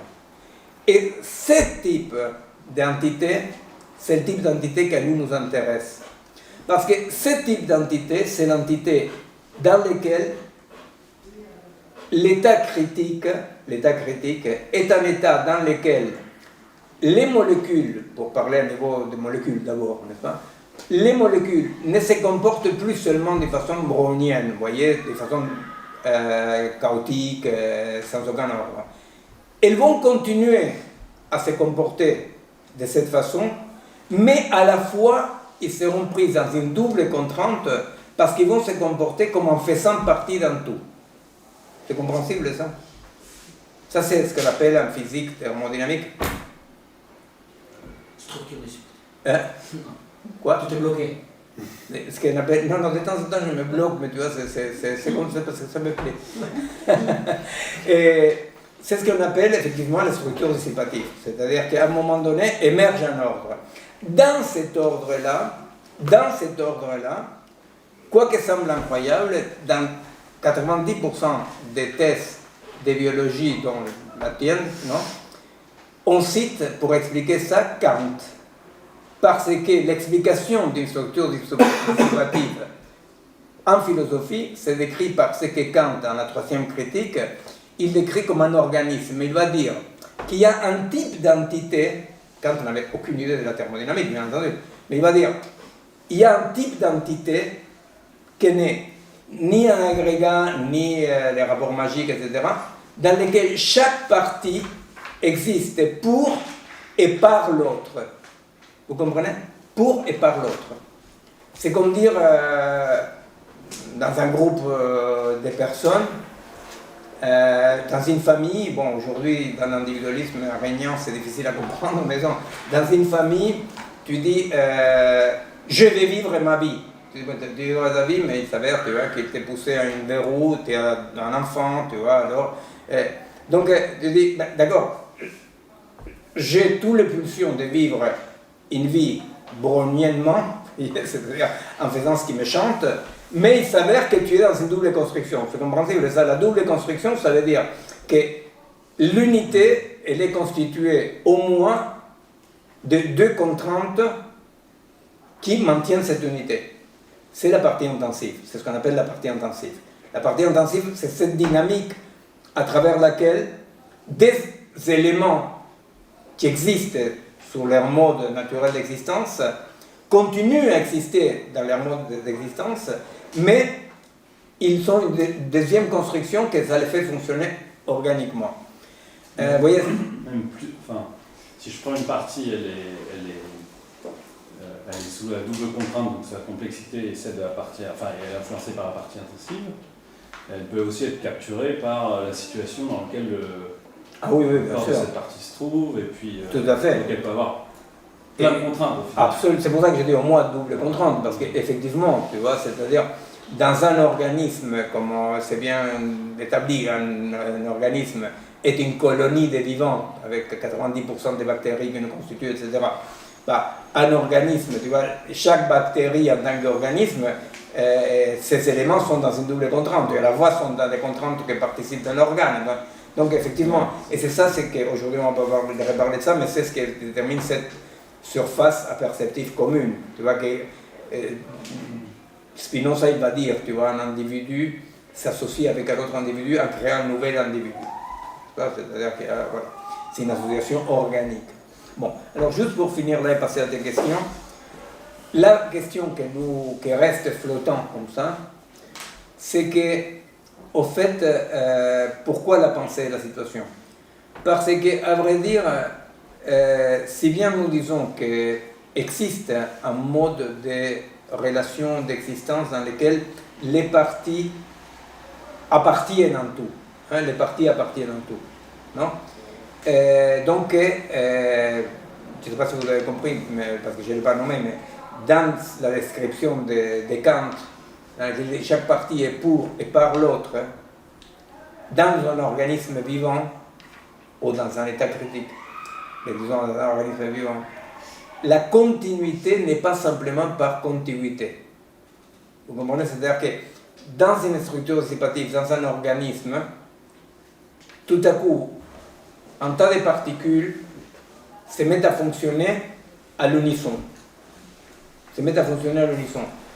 Mais la caractéristique de ces fonctionnements critiques à l'unisson est que l'unité n'est pas donnée par contiguïté. Vous comprenez? C'est-à-dire que dans les cellules, dans le fonctionnement d'un organisme vivant, non? La vie n'est pas quelque chose de centralisé. La vie est dans chaque partie, dans chaque cellule. Alors on a des organismes vitaux, mais la vie n'est nulle part, n'est pas centralisée. La vie, c'est cette unité, c'est tout, dans lequel nous pouvons distinguer des parties des organes. Dans ce tout-là, la continuité n'est pas par contiguïté. Ça peut l'être, effectivement. Ça peut l'être. Une infection peut se développer comme un phénomène de continuité-contiguïté, effectivement.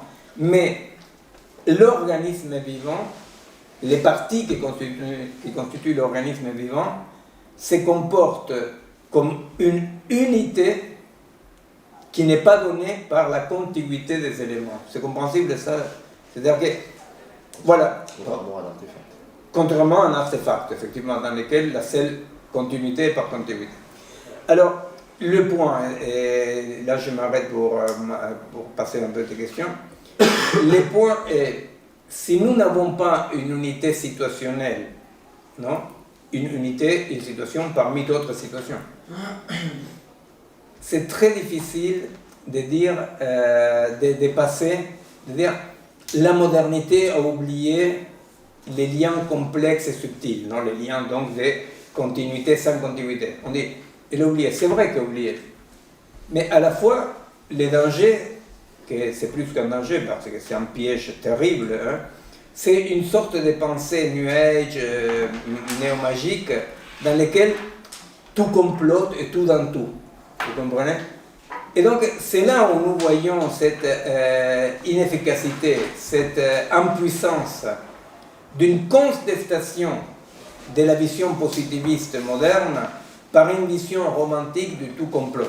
Chez les romantiques allemands, c'est très beau, oublions, mais disons, vous voyez, c'est-à-dire que je ne peux pas me contenter en disant il y a des liens subtils, et ces liens subtils existent, tu vois, la modernité les a écrasés. C'est vrai, mais à la fois je ne peux pas prétendre que quoi que ce soit que je fasse va influencer la fonte des glaces ou je ne sais rien. Vous comprenez?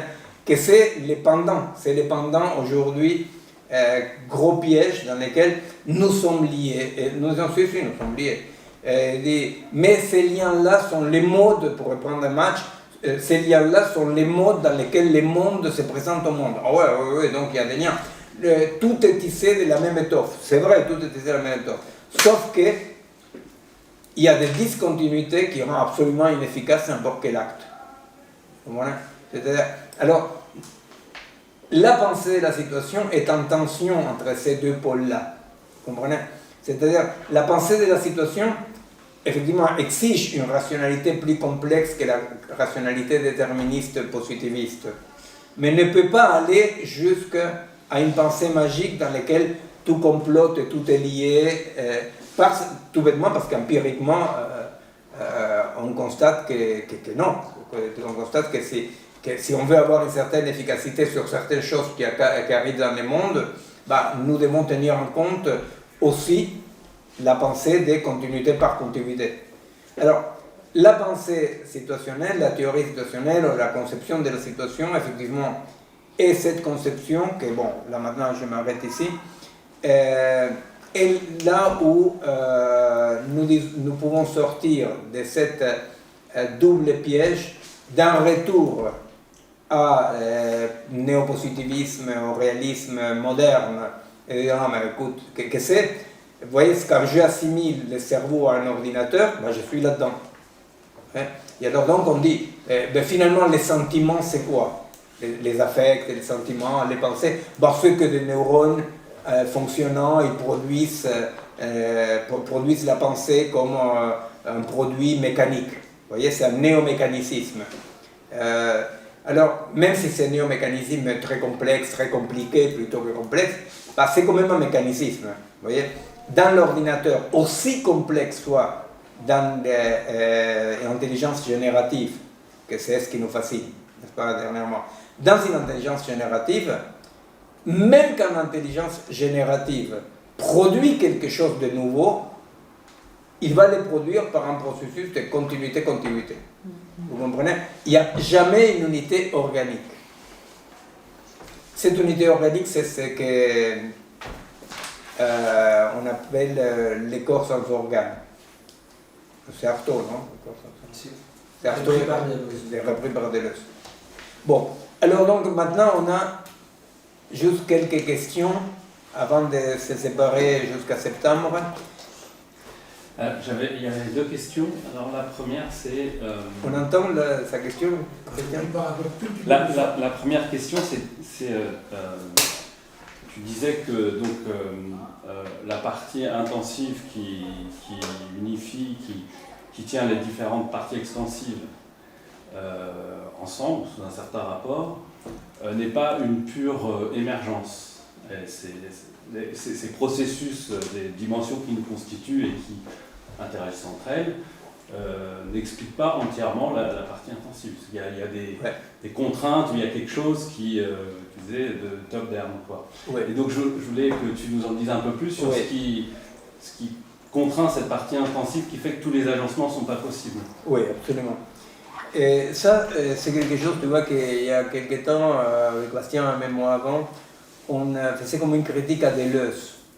Parce que Deleuze va dire,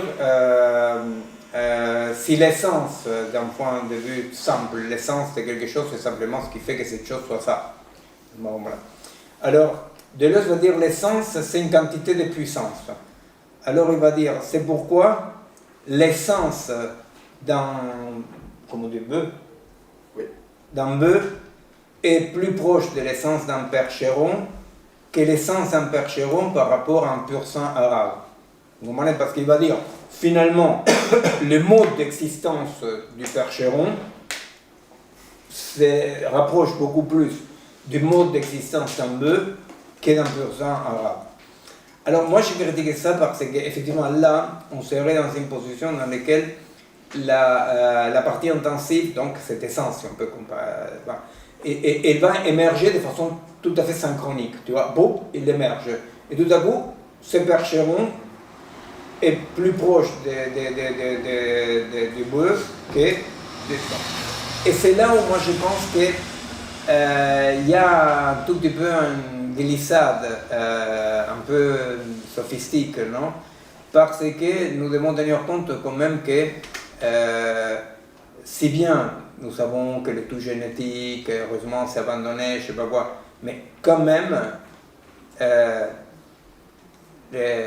tu vois, les bœufs font des bœufs, les chiens font des chiens et les chats font des chats.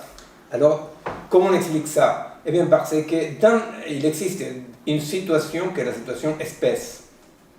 Tu vois, donc il existe une situation qui est la situation prolongée dans le temps. Tu vois?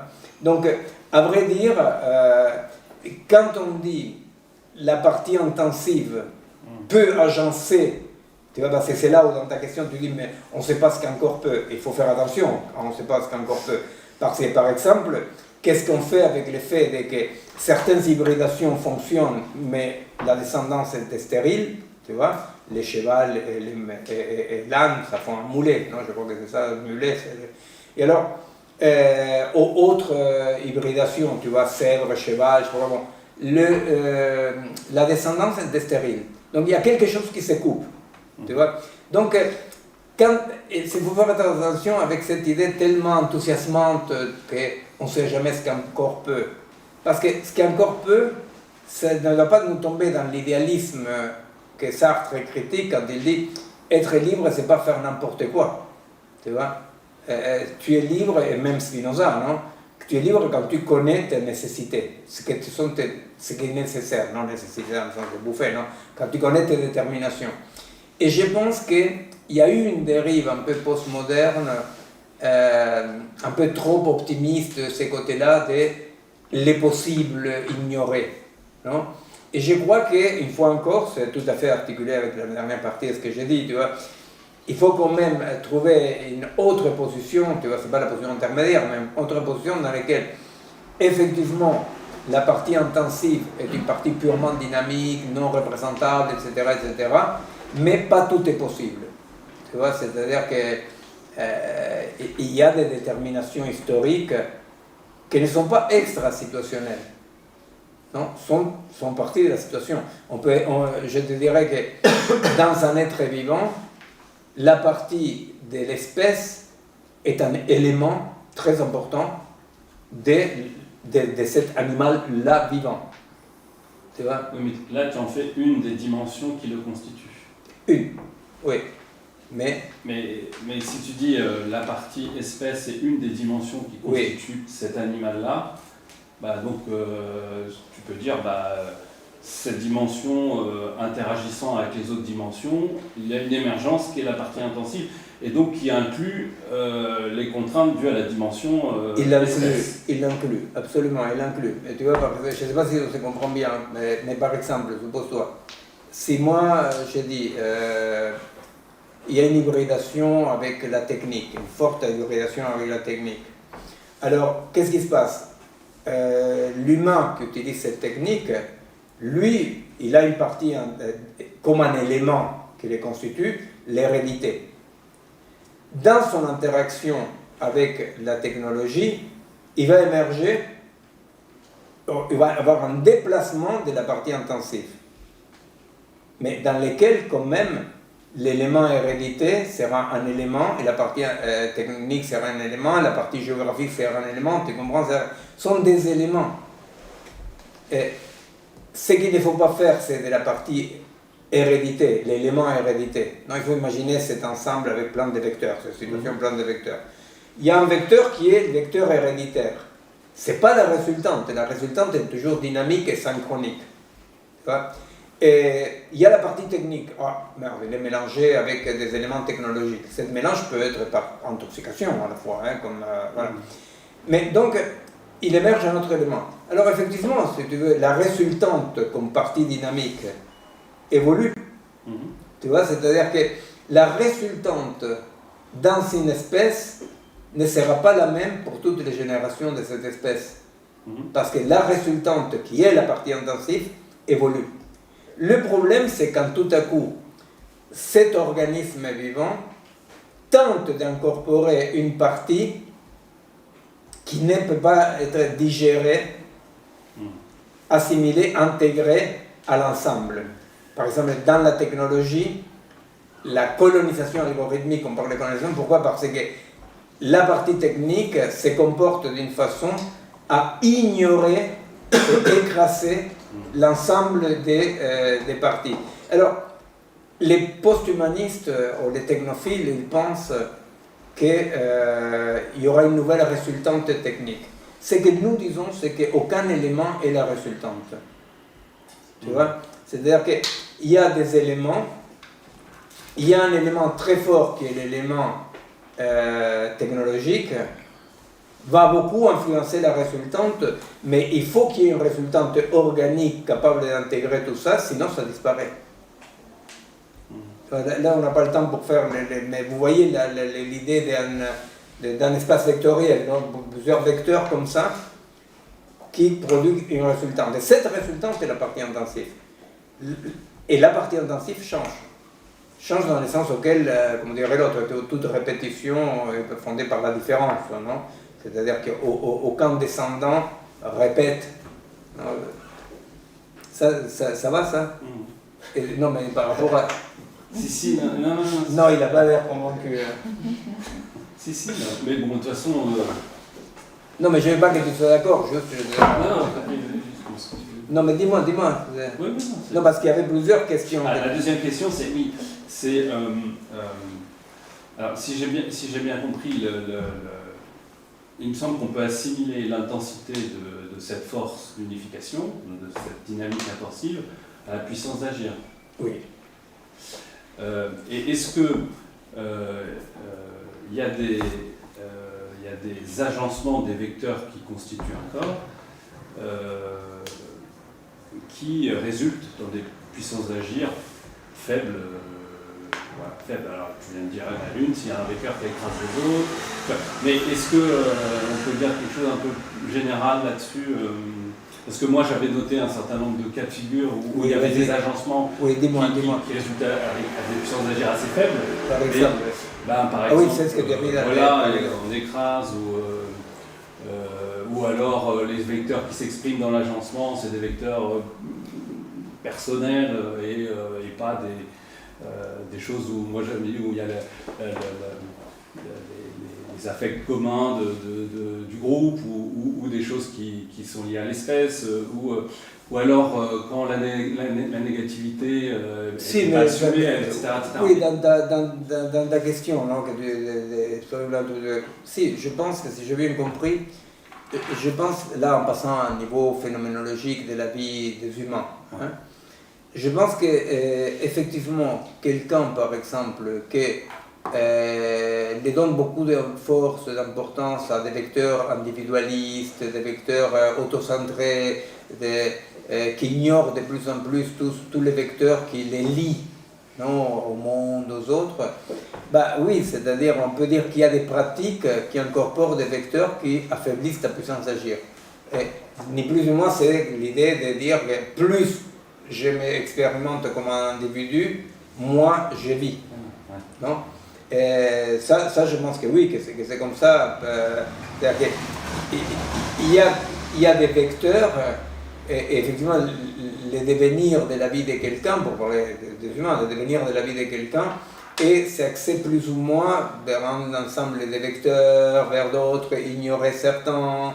Tu vois, les vecteurs à la fois te convoquent. Tu vois? Alors, la convocation, pour parler socialement, tu vois, tout à coup, tu vois une situation d'injustice. Bon, voilà, ce vecteur, il est là. Mais toi, tu vois, dans ta pratique quotidienne, petit à petit, tu vois, c'est-à-dire ces vecteurs-là, il va devenir très peu important par rapport à ce que tu veux gagner, jouir de la vie, posséder, tu comprends?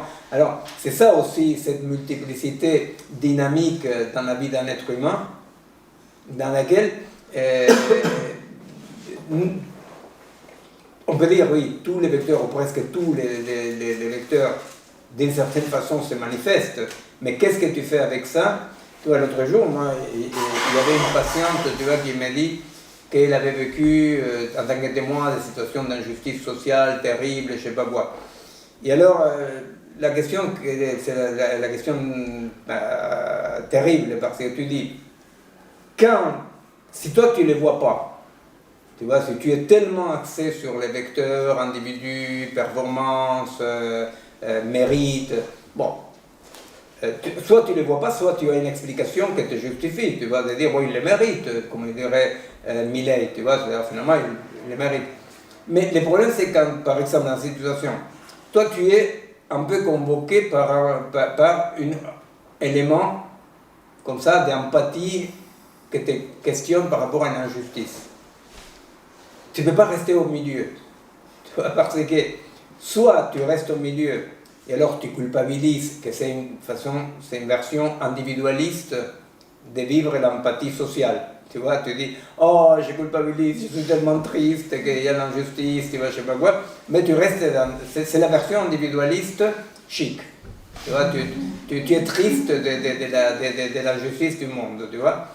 Mais alors là, c'est la merde, parce que le monde reste injuste et en plus, toi, tu en bats. Tu vois. Alors, à la limite, tu vois, dans ce type de cas, ça serait mieux, tu vois, que l'autre ne voit rien et qu'il continue à être un salopard, tranquille, tu vois. Mais effectivement, tu vois, c'est-à-dire, il y a cette dynamique dans laquelle les rencontres sont fondamentales. Les rencontres, les expériences, tu vois. Parce que toi, tu vois 1000 fois quelqu'un dans la rue et un jour, tu parles avec quelqu'un qui est dans la rue, tu vois. Et tu parles, vraiment, tu parles. Eh bien, il y a quelque chose là qui modifie ton mode d'existence. C'est un tout petit peu le fameux « tu n'as rien vu à Hiroshima ». Tu n'as rien vu à Hiroshima, pourquoi? Parce que quand tu vois, ce que tu as vu te modifie. Tu vois, tu dis, tu peux savoir ce que quelqu'un voit par la gueule, par la façon d'agir, par comment il bouge, tu vois, c'est-à-dire, tu vois. Tu vois. Pourquoi? Parce qu'effectivement, s'il a vu, ça se voit. Et alors, c'est pour ça que l'autre il répond, tu n'as rien vu à Hiroshima, parce que, effectivement, bon, la comédienne, elle jouait quelqu'un qui était une conscience malheureuse, comme dirait Hegel. Tu vois, la conscience malheureuse, c'est ce que j'ai conseillé à ma patiente de ne pas faire, c'est rendre compte que tout va comme la merde, mais ne rien faire, et culpabiliser. Tu vois, parce que alors là, c'est tout, double peine, tu vois. La conscience malheureuse, c'est ça. La conscience malheureuse, c'est de dire aïe aïe aïe, le monde va mal. Mais ça, c'est une réflexion d'individu. Et alors, bon, c'est là où il y a. Je pense que les rencontres, c'est fondamental. Les rencontres ne sont pas forcément avec quelqu'un, ça peut être avec un bouquin, avec une expérience, avec une situation donnée, dans lesquelles, tout à coup, ça t'aide à ouvrir un peu plus ta vie. Mais c'est vrai que d'un côté, ça ouvre, de l'autre côté, ça diminue la puissance. Ouais. Et est-ce que dans ta définition, dans l'ontologie de la situation, enfin là, disons, un corps, une personne, disons, dans ce cas-là, est-ce qu'on peut en déduire des éléments que tu mets pour définir la situation, est-ce qu'on peut en déduire des agencements qui seraient, dont la dynamique intensive serait forte, ou d'autres serait faible? La partie intensive en général, tu la vois dans le sens de la dépression avec laquelle se coltine l'autre, la fatigue avec laquelle se coltine l'autre, tu vois. Là, c'est empirique. Je veux dire, ma question c'est est-ce qu'on peut déduire de tes éléments théoriques des agencements des parties extensives, des dimensions qui nous constituent, Est-ce qu'on peut lire chez l'autre ça? Non, est-ce que, juste d'un point de vue théorique, oui. On peut déduire de la façon. On pourrait déduire que tel type d'agencement, donc des dimensions qui seraient capturées par la partie intensive, on pourrait déduire que ce type d'agencement serait associé à une partie intensive de faible intensité, enfin une force significatrice faible ou forte. Si je comprends ce que tu dis, la réponse que dirait Spinoza, c'est que plus tu vas contre les déterminations qui te constituent, plus tu vas t'affaiblir. Tu vois? Dans ce sens-là, c'est quoi ces déterminations qui te constituent? Ce sont des déterminations toujours transversales. Ce n'est jamais l'égoïsme, ce n'est jamais l'individu, tu comprends? C'est pour ça qu'il me semble que oui, là il y a une variante, que plus je me sens vivre individuellement, moins je vis. Imagine-toi que le niveau, peut-être pas maximum, mais le niveau très élevé de cette rupture, c'est quand dans un pays comme la France, il y a des lois qui t'obligent à t'occuper de tes enfants et des lois qui t'obligent à t'occuper de tes parents, c'est parce que ça va mal. Parce que s'il faut une loi, c'est parce que les gens ne le font pas naturellement. Imagine-toi, il ne faut pas une loi pour que tu respires. Tu vois? Alors, s'il faut une loi pour que tu t'occupes de ta descendance et de ton ascendance, ça veut dire que ça va mal. Alors, je crois qu'effectivement, là, on est dans une diminution de puissance. Tu vois? Là, théoriquement, on peut dire, bon, effectivement, dans cette rupture des liens que tu constitues, plus tu casses les liens que tu constitues, plus la partie intensive devient faible. Et ça se manifeste aussi pour un tas de choses. Tu vois, par exemple, pour les jeunes d'aujourd'hui, tu vois, avec toutes les menaces du monde, avec tous les trucs comme ça, difficiles, etc., qu'on ne les laisse pas vivre leur jeunesse, de prendre le temps, d'explorer, tu vois, qu'ils doivent faire des choses utiles, ça les affaiblit. C'est-à-dire qu'un jeune qui fait une vie utile est un jeune qui est en train d'affaiblir sa partie intensive, c'est sûr. C'est-à-dire que la seule chose qu'on peut dire aux jeunes, c'est faites ce que vous voulez faire, ce que vous attire, tu vois. Et si ça sert ou sert pas, ne vous posez pas la question, parce qu'un être humain ne doit pas servir, il doit vivre, tu vois. Mais là, il y a un cas classique que théoriquement tu peux définir.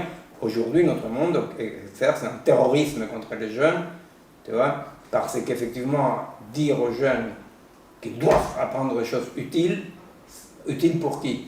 Tu comprends, il y a comme un passage de l'endosquelette vers l'exosquelette. Tu vois, c'est-à-dire, tout d'un coup, il dit, constitue-toi d'après les exigences extérieures. Et nous, on dit non, constitue-toi d'après tes exigences internes. Et après, on verra, existe. Non. Je ne sais pas si tu vois, ça va dans ce sens-là, la question. Mais la partie intensive, elle devient moins forte, plus forte par rapport à la quantité des liens, des rapports qu'il peut établir. Tu vois, c'est-à-dire que cette entité actuelle, elle est plus ou moins puissante dynamiquement par rapport à combien de liens. Et les romantiques allemands, tu vois, ils disaient, c'est très beau, tu vois, ils disent, est-ce que tu peux dire que tu aimes si tu ne trouves pas le monde dans l'être aimé? Tu vois, c'est-à-dire, il dit pas j'aime Marinette. Il dit, non, dans Marinette, je trouve le monde, tu vois, c'est ça. Tu vois, c'est-à-dire que c'est pas l'amour utilitaire, l'amour coïncidence, justement, tu vois. Ils vont dire les moi amoureux et les moi dès que tout à coup, l'autre est le rapport au monde. Alors, d'une façon plus terre à terre, mais bien réelle, tu vois, il y a deux façons d'avoir un kleps ou un chat. Soit tout à coup, ton chat est la porte ouverte à une animalité que tu avais un peu oubliée, soit c'est ton chat. Tu vois? Alors, si c'est ton chat, il y a une diminution de la puissance. Si tout à coup, à travers l'animal, tu es dans la surprise, l'éblouissement de l'animalité qui vous unit, c'est une chose, sinon c'est ton chat. C'est ça, ce que disent voilà, ce que dit Novalis, c'est est-ce que tu peux dire que tu aimes ton chat si tu ne sors pas? Mais il dirait ça, Novalis. Il dirait est-ce que tu peux dire que tu aimes ton chat si tu ne trouvais pas l'animalité dans ton chat? Une question de Sylvie. Ah! Donc, Sylvie demande, la technologie n'écrase-t-elle pas les vecteurs qui permettraient une hybridation, un agencement avec le vivant dans la partie intensive? Alors on va répondre rapidement à Sylvie parce que la prochaine c'est en septembre. Et non, moi, bon, vous comprenez la question de Sylvie, c'est si finalement l'intégration de la technologie est métabolisable ou pas, intégrable ou pas par les vivants. La réponse elle est très très empirique et claire. Soit nous sommes capables d'incorporer organiquement la technologie, soit on est mort. Parce que la technologie, elle est là. C'est pas une option. Il n'y a pas une option, vous comprenez? C'est-à-dire que, effectivement, la technologie, c'est pas un outil au service des personnes. la technologie crée un nouveau monde et nous modifie. Alors, la question est de se dire, est-ce qu'une assimilation, une intégration organique avec la technologie est possible, la haute technologie, la technologie actuelle? Et alors, la réponse est très claire. Si jamais ce n'est pas possible, on est cuit. Aujourd'hui, là, il y avait une journaliste italienne qui m'a demandé, oui, mais ChatGPT, par rapport à la création artistique, elle peut faire des tableaux, je ne sais pas quoi. Alors moi, je dis, ça c'est un bon exemple pour moi. Parce que qu'est-ce qu'on peut faire? On peut tout à coup dire, comme on se dit, mais merde, alors là, les postes de travail, des créativités, tout ça sera occupé par les machines et nous. Eh bien, moi je pense qu'un mode d'hybridation vertueux, ça serait de dire, oui, effectivement, aujourd'hui, un journaliste, un peintre, un dessinateur peut demander à une intelligence générative de faire un boulot. Et là-dessus, il travaille. Vous comprenez? C'est-à-dire que l'intégration vertueuse de la technologie, pour moi, est justement que les produits de la technologie ne soient pas les produits finaux. Vous comprenez? Moi, je pense que ce qu'il faut, c'est... Parce que sinon, on est là, on est des perdants, c'est fini, vous voyez? C'est-à-dire, imaginez un nom de quoi quelqu'un ne va pas consulter ChatGPT, on ne va pas utiliser les GPS. Alors, la question, c'est comment nous pouvons créer un rapport d'hybridation avec la machine dans lequel les produits de la machine doivent être caca, non, je ne vais pas, va des rétro. Les produits de la machine font partie de la matière première sur laquelle je travaille. Vous comprenez? Moi, je ne vois pas d'autres possibilités. Si ceci n'est pas possible, Sylvie, tu peux aller te coucher et te lèves pas demain matin. Moi, je crois qu'on est en train d'apprendre, hein, parce que moi, je travaille avec des patients qui me disent, Madame Zambelli, Noé, le nom qu'il donne à ChatGPT, m'a fait le coach sur ça, patati patata, du fait je crois qu'ils ont le format privé qui répète tout. Donc je dois les instruire pour utiliser leur thérapeute maison, lequel il fait référence à moi, Madame Zambelli, il dit parlez-en avec Madame Zambelli. Donc il y a une interaction sur laquelle il me demande pourquoi il ne me donne pas les réponses comme vous, et moi que je ne connais pas, et je me suis mise pour comprendre. Je réponds, je dis, statistiquement, les cognitivistes sont plus présents que les psychodynamiques. Donc, d'un coup, je crois qu'il te donne des réponses de ce type. Demande-lui de faire une réponse psychodynamique, mais non freudienne ou lacanienne. Il me regarde, dit OK. Et ils arrivent à faire quelque chose. Non, mais c'est ça, c'est une sculpture. Moi, ce que je pense, c'est que... Et comme l'online de l'accord, et de nous, on la faisait déjà 10 et 15 ans avant. Arrive le Covid, on découvre l'online. Mais non, c'est pas vrai. Sauf que c'était un mythe tabou pour lequel c'était pas bien d'eux. Mais quand tu as un patient qui part 6 mois au Mexique, qu'est-ce que tu fais? Tu lui dis de trouver un autre thérapeute là? Non. Donc on découvre la technologie, et après la Covid a fait sortir des bouquins. Mais tu vois, dans l'exemple, là, juste une minute, qui veut partir. Mais juste une minute. Même dans l'exemple de la psychothérapie, c'est vrai que les psys sont passés sans crier gare vers l'attention à distance, je ne sais pas quoi. Le problème, c'est qu'ils sont passés vers l'attention à distance massivement, non pas en l'utilisant comme une matière première à sculpter. C'est ce que tu dis, d'une certaine façon, je comprends ce que tu dis. Vous comprenez? C'est-à-dire que, donc on dit, il y a cette nouvelle possible, il y a ce nouveau possible. Alors, avec ces nouveaux possibles, comment je peux prendre ces nouveaux possibles comme la matière à sculpter?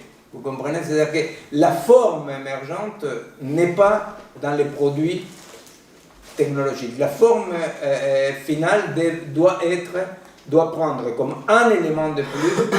Et ça, quand on me demande par rapport à l'école, par rapport au monde et la technologie, moi je pense que effectivement, on est tous d'accord qu'avant 3 ans, il ne faut pas des écrans, mais pour des questions neurophysiologiques, qu'il ne faut pas des trucs avant 15 ans, tout ça c'est très bien. Mais à un moment ou à l'autre, quand même, on ne peut pas les priver. Et alors, de quoi il s'agit? Il s'agit de que les jeunes, enfants, puissent apprendre à utiliser ce qui est là comme un élément de plus pour ce que lui va produire, mais que la production reste du côté du vivant. Hein. Et ça, c'est pas si impossible que ça. Hein. C'est-à-dire, moi, je vois ma fille, elle fait avec son téléphone, elle fait surtout des films, vidéos qu'elle change, dans lesquels elle pense. Vous voyez, donc, utilise, par exemple, je la vois utiliser, non? Et l'imaginaire d'où il sort. Elle sort parce qu'elle lit des bouquins. Vous comprenez? C'est pas si impossible que ça, des hybridations. Simplement, il faut le penser. Pourquoi tu fais cette gueule de doute? Bon, écoutez, alors, je vous dis merci beaucoup. Et donc, vous allez recevoir celles qui sont dans la liste de diffusion des collectifs, l'invitation pour septembre.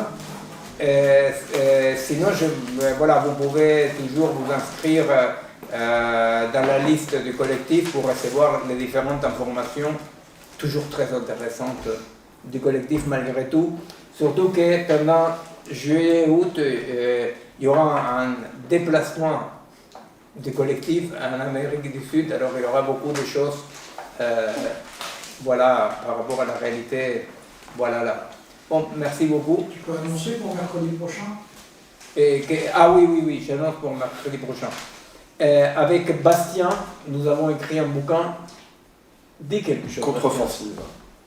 Et alors, qu'est-ce qui qui sera présenté donc le 18 juin, à une réunion, une présentation publique le 18 juin. Et Christian, tu vas donner l'adresse parce que je ne la connais pas par cœur. C'est au Café de la Mairie, voilà. Place Saint-Sulpice. Voilà, c'est à Paris à que ça se 19 passe. heures. À 19h, mercredi prochain, Bastien et moi, sous la direction de Christian Fellini, on présente Contre-offensive dans le Café de la Mairie, Place Saint-Sulpice, Paris 6e. Pas Saint-Sulpice, C'est pas Sulpice, Saint-Sulpice. Saint-Sulpice. Saint-Sulpice.